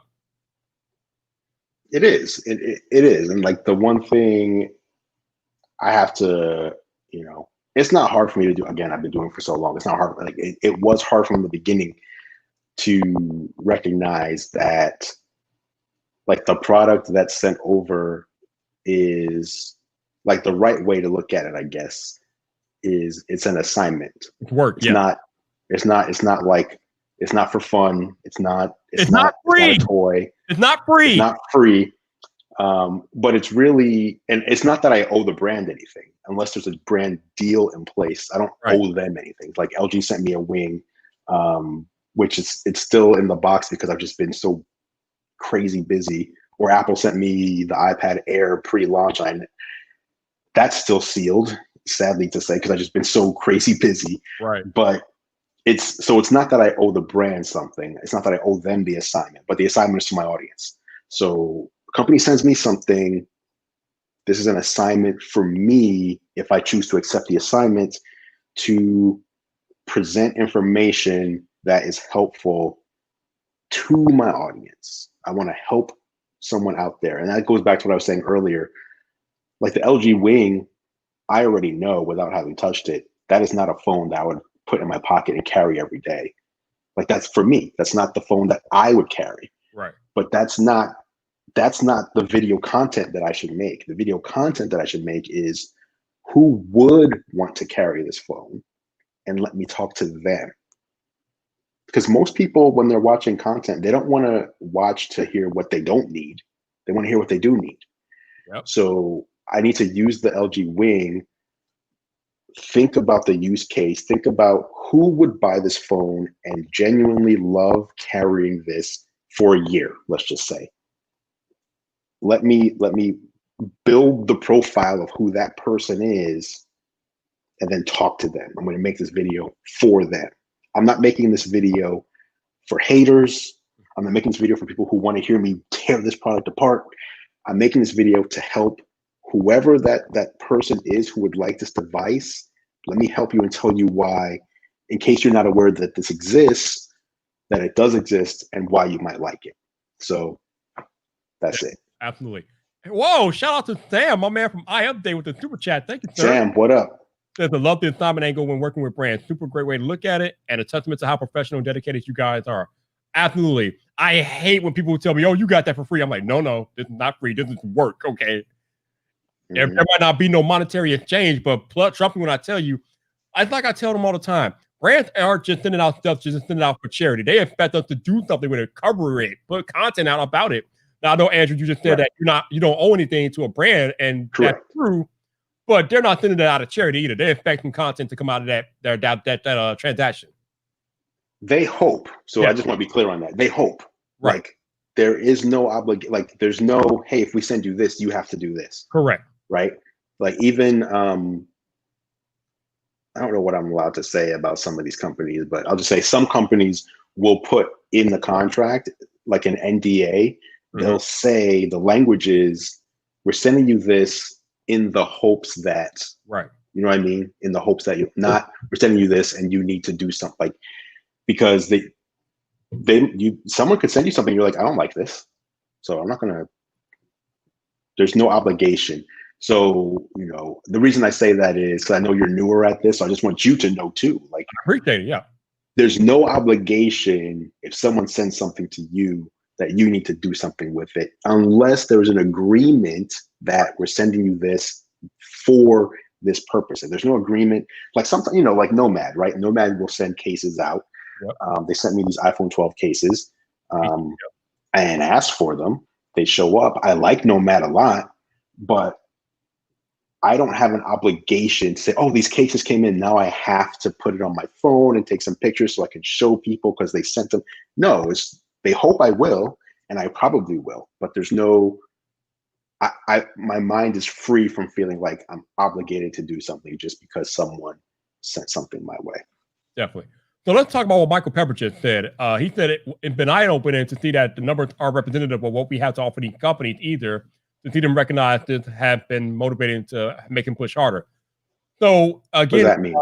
he's talking about the sub count. He's like, companies are sending out products to people that don't have a high sub count. But as Andrew had said, Sub count is irrelevant. Yeah, let's talk about that, Andrew. Talk about talk about how brands think about this. They want to work with people who, I mean, if you look at my sub count, where am I at? I think 224, 225,000.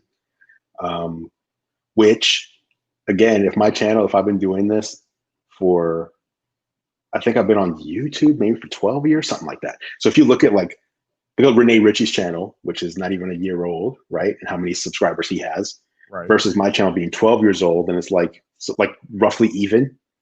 So my growth over 12 years, obviously it's faster and faster as time goes on, but I'm just saying my growth has not been as fast as some of the newer people, but it doesn't matter. Like, the only people, quite honestly, who care about subscribers are YouTube creators, number one, and like people who are just getting their first job as a PR person. So like 3 years ago, they were a teenager watching YouTube.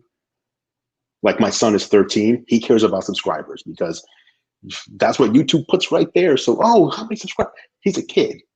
Well, if you were a kid 3 or 4 years ago, you're 14 and now you're 18 and you're getting your first job as a PR person for OnePlus, you care about subscribers. But that's it. Nobody cares. No one cares about your subscriber number. No one.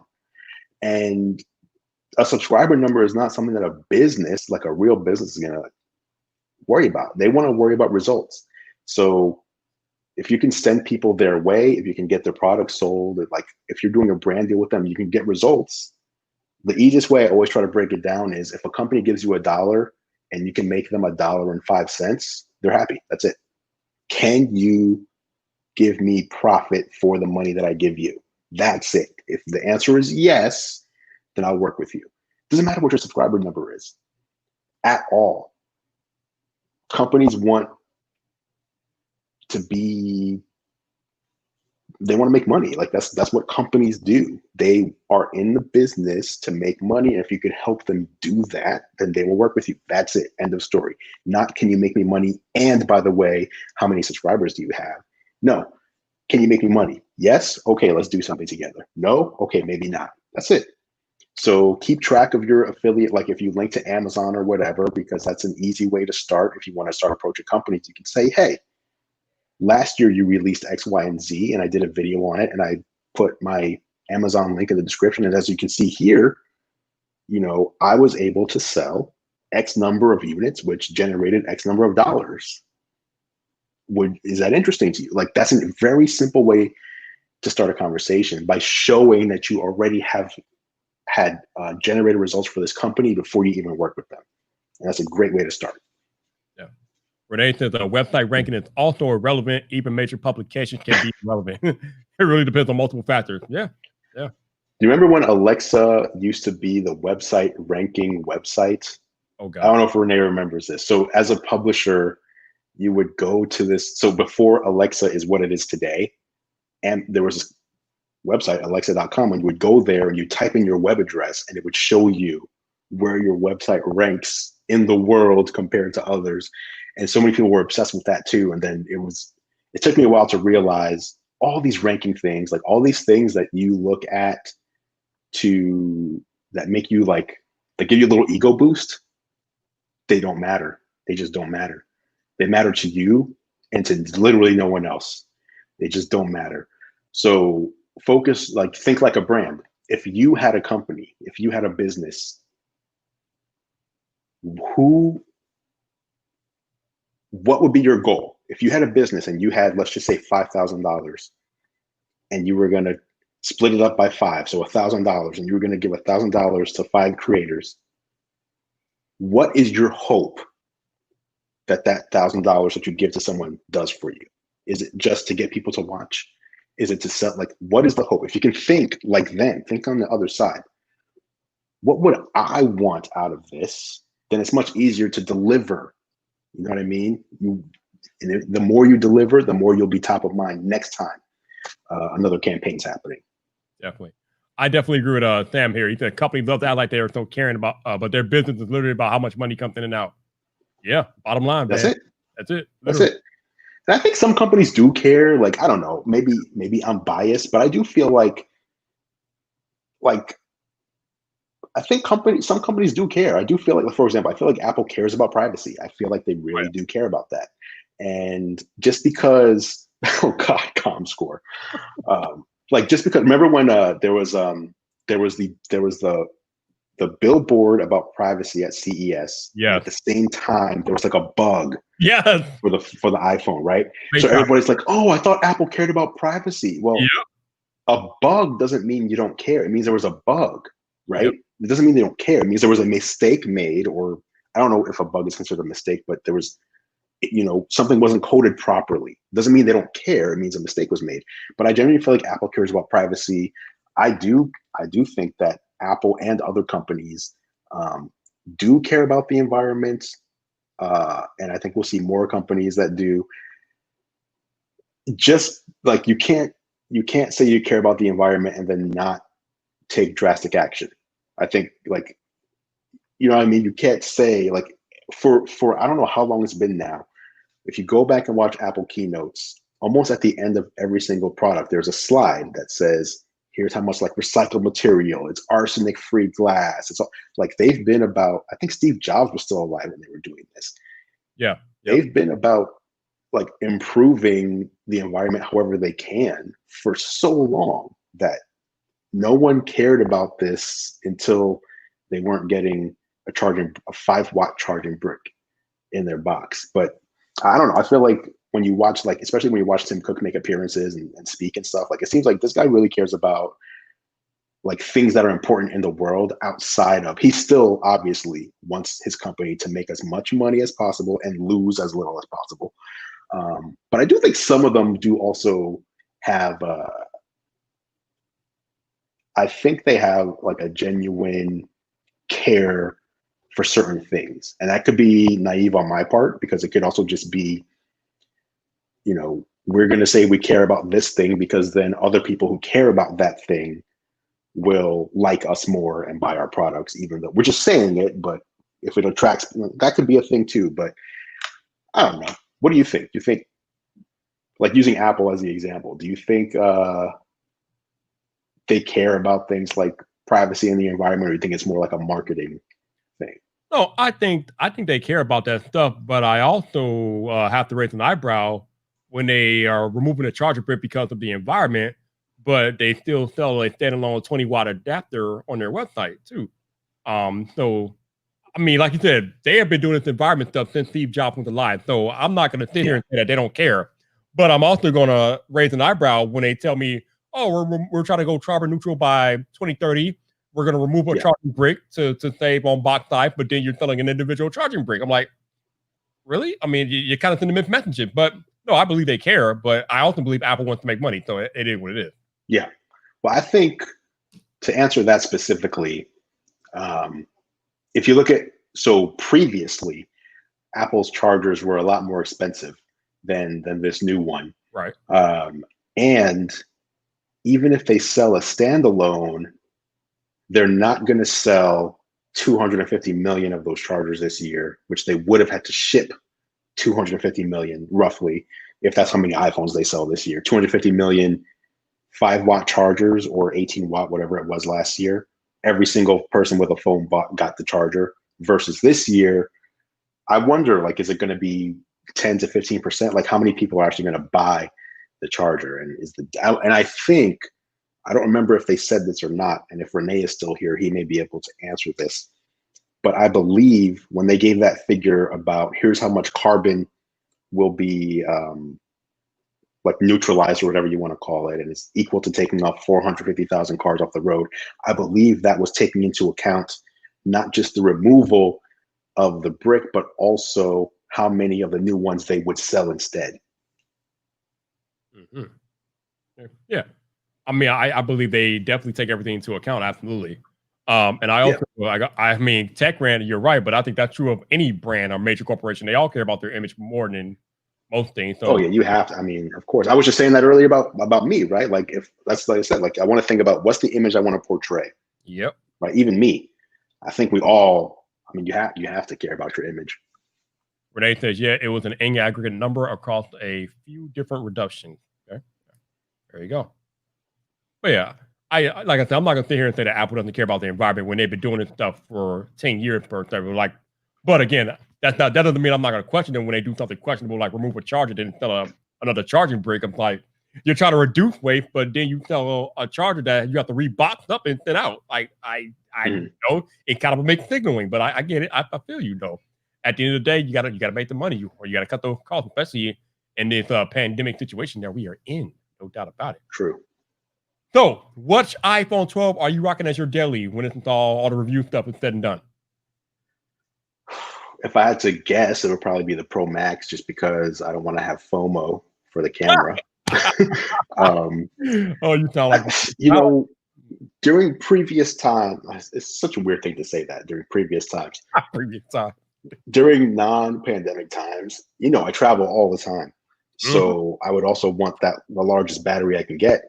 But I've been using the Pro on a daily basis for, I don't know what it's been, 2.5 weeks now or whatever it was. The day after the event, whatever that was.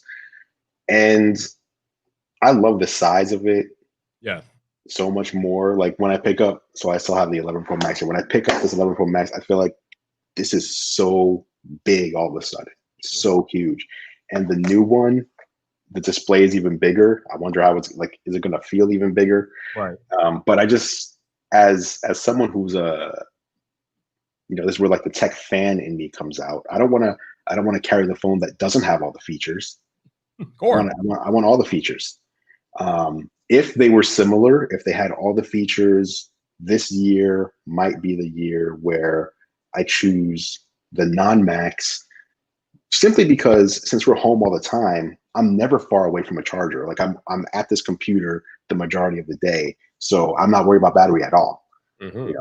Since February, I haven't been worried about battery at all, which would be my main reason for getting a Max phone. But I don't want to not have the best camera. I mean, it's a big leap in the camera this year for the Max specifically. Yep. And I want to enjoy that. Yes. I've been waiting for that. I've been holding out, but I almost broke it at the 12 Pro. I almost got a 12 Pro because, man, somebody at my job had a 12 Pro and I actually held it in my hand. I'm like, damn, perfect size, feel good. I'm like, this is actually pretty nice. But like you said, I always want the best iPhone because that's just who I am and what I do. But I mean, between the cameras and the extra battery, I need that extra battery just to have that peace of mind. Even if, like you said, we're at home most of the time, I still want the biggest iPhone battery possible.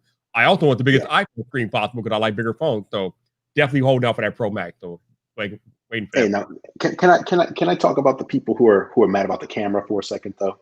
Oh, sure. Go ahead. Can I talk about these people? Listen. Talk to them. The new phone has more room in it, which allows Apple to say, what can we do with more room? Can we do something better on this form factor? And they decided, yes, let's do that. And people get mad by saying both Pros should have the exact same features. There's more room. There's not enough room in the normal Pro to do what they did. There's not enough room in the standard Pro size. So they could have just said, oh, well, we'll make whatever we can for the Pro and just match it. Now, how come nobody ever complains about the better battery on the Pro Max?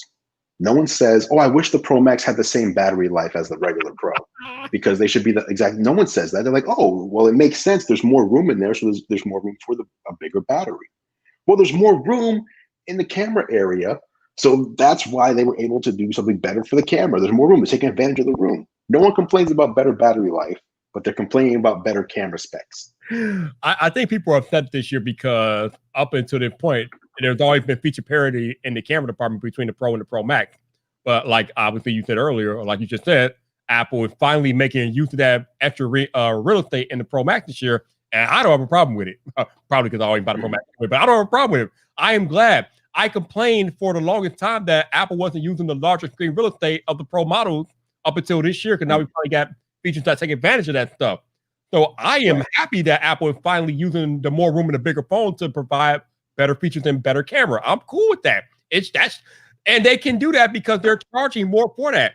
They have to have some type of differentiation between the Pro and the Pro Max. If they're charging more money, you have to give people a reason. You have to entice them to buy the more expensive phone if that's what you want.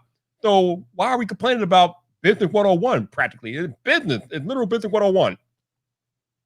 I agree. And I just feel like, if you have, like I said, going back to the battery, if you have more room, add more battery, right? Like, why not? If we have more room, like it's actually, and I don't know how true this is, but the rumor is that this year, like the camera this year, hardware actually is even outside the bump. So it's like around it. So maybe there's more room on the Pro Max for them to add better optics that just don't fit in the other phone. Just like the other phone can't fit that bigger battery in it because it's physically smaller. It goes back to what you were saying earlier. People, why does that have this and I don't have that? Like, why are you worried about what you don't have? If you want to get the Pro, get the Pro. If you want to get the Max, get the Max. But to complain that, well, I want to pay this, but get that. I want to pay this. I want to pay little, but I want the features of what you have to pay more for no extra cost. So you got that argument, but I think the other argument is that people don't want to be penalized for wanting a smaller form factor. So, but are they penalized by having a smaller battery then? They are. They are. Right. They are, but it's because you can't fit the bigger battery in there, just like you can't fit the camera components in there. So it's up to you to choose. Now, I understand how the past couple of phones have had that feature parity, which is awesome, but they didn't have battery parity, right? We all know if you want a better battery, get the Pro Max. So this is one of the rare times me and you are in absolute agreement about this. Like, I am all for having different features in the Pro Max model. Like, if I got to pay more money, I want the most features in that phone. The hell with your feature parity. I don't care. I want give me the features, okay? Yeah, and I want you to innovate. Like, if you have the room to do innovation, do it. I want you to innovate. Like, make the best product that I can buy. Boom. All right. So I know you've been doing it for 16 years, so I'm going to keep it to this year. So this year, Andrew, what is your favorite non-Apple smartphone? That's a good question. I made it easy for you. I limit you to 2020. You didn't make it easy because first of all, there's been so many phones released this year. That's true. I guess I would say I like the S20. Which one? If I'm not talking about an iPhone, the S20 non-Ultra. No. The S20. Okay. I feel like that was a really, like, no one paid attention to it because of the Ultra. People loved the Ultra, and then when it came out, they hated like the camera, but all the focus was on the Ultra. And I feel like the S20 kind of got ignored, but that was just a really good, solid phone. And that's kind of what I just like. Give me something that's good, solid, works really well. And I like the display size more there, although I don't like the curved edges. The Pixel 5 is another good one, but what really bothers me about that phone is when I was doing a camera test, which obviously the camera pictures are good, but when you hold up the phone and you want to press the shutter a bunch of times, it will just start, like after 2 presses, it just starts lagging. It's like not registering your presses anymore. When you take an iPhone, just tap it as much as you want, and it's just snapping away. Yep. Like, that's where you start to see the lower end specs or the mid-range specs start to come into play, where it can't keep up. Because if you're at an event or you have kids or whatever, and you just want to take a whole bunch of pictures and just, so you can get a bunch and then see which ones you like best. that's where it starts to suffer. So that's why I'd go more towards the S20, which did not have that issue, which the Ultra did, though. The Ultra does have that issue. S20 does not. Well, it's interesting that you say that, because I know the Note phone, usually I see, in my opinion, most Samsung phones have that shutter lag issue. You hit the button and it takes like maybe like a half a second to a second for the actual button press to register before it takes the picture. And it's been an issue on Samsung phone for like the longest time. So I don't know. Hopefully they can fix that next year, but it's been an issue. It's an issue on the S20, the Note 20, things like that. But you said the Is it a Qualcomm issue? I don't know. Maybe. I don't know. So you just mentioned the S20. What are your thoughts on the S20 Fan Edition? Have you had a chance to mess with that? Yeah, I think I did a review on my channel or I did a video on it. I think it's a good phone too, actually. I think I'd recommend that one over the S20. Now that I just forgot about it, because there's been so many phones, but the phones that are like 90% of the way there to a flagship and just don't have every single feature that most people don't care about anyway. Right. Those are great phones. I mean, iPhone SE is another one. Look at that. Great phone. iPhone 11. I feel like the iPhone 11 even today is a fantastic buy for the average person out there. You get so much. Definitely. It's funny because in my iPhone SE review earlier this year, I said, listen, this phone is not for me because it's too small and the battery sucks. But for a lot of people that want to get into the Apple ecosystem at $400, this is a solid device. And that's like you were saying earlier. I know it's not for me, but I also know that this phone is a great phone for a lot of other people out there that want an iPhone at $400. Great phone, just not for me. That's right. Right now, I gotta get out of here. I'm being summoned. You're being summoned. Don't get in trouble with my account. Yes, sir. I appreciate you joining me, so thank you. For sure.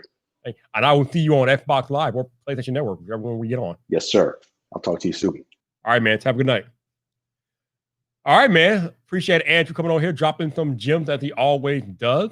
Also, thank you to my man Zach Talk Tech for coming on here, spending time with me. no, Tech Ran, it was funny because he's at S20, but there's like 4 or 5 S20s. I'm like, yo, which one? You got the S20, the S20 Plus, the S20 Ultra, the S20 Fan Edition. I mean, damn. No, I need to know which one. On Tech Ran, I need to know which one. I'm like, which one? Which one? Yo, when you say S20, that's like a whole lineup. I don't know, Tech Red. I don't know. I'm like, what? It was the lineup. What is that? Oh, we got Jeff for Joy out here. What's happening? How you doing? I haven't seen you in a while. Thank you for dropping in. That's right. Andrew's the man. Love Andrew. Love when he gives me the time, man. I appreciate Andrew always stopping in, joining. But again, like I've been saying all night long, if you are in the creative space and you're trying to be successful, cultivate your relationship, but also be aware of the energy that you project, because that is how you'll be viewed by your audience, and that's how you'll be viewed by brands. Everything matters. Image and perception matter. Just be aware of everything that you do, not on YouTube, not just on YouTube, I should say. Make sure you're aware of everything that you're doing all across online and social media, because people are observing you everywhere. So again, cultivate the relationship, but also be aware of the energy that you're putting out onto the internet in its entirety. But other than that, we've been here for 3 hours. Wow, which is crazy. But hopefully you guys got some useful information out of this live stream. Again, one more time before I go, I'm just going to say it again. If you get nothing else from this live stream, if you are a creator and you want to be successful in the creator space, no matter what niche that you're in, cultivate relationships with your audience, with your your audience, the brand, and your fellow creators. If you do that, you will be successful. Promise. So, when am I going to be live again? As I mentioned earlier in this podcast, or I keep calling this podcast, in this live stream, actually, I will be live on Sunday morning at 12. Well, actually, it'll be Sunday afternoon for the East Coast, but Sunday morning for me. At 12 noon at 12 noon Eastern time on Sunday, I will be live here with Vibe Drive, my podcast. I will be joined on Sunday morning, afternoon, by the man himself, Marquez Brownlee, MKBHD. And you guys know those are always good conversations between me and Marquez. So If you want to come back, set your calendar for Sunday afternoon, Sunday morning at noon Eastern. It will be me and Marquez on the podcast. We're chopping it up. Shout out to Marquez for making the time for me. Love having a chat with him. So that is when I will be back here live Sunday morning, afternoon. There you go. Noon Eastern time. Vibe Drive. MKBHD is coming back. But until the next time, people, this your boy Viper, the man about tech. You know where to find me. So come back for more.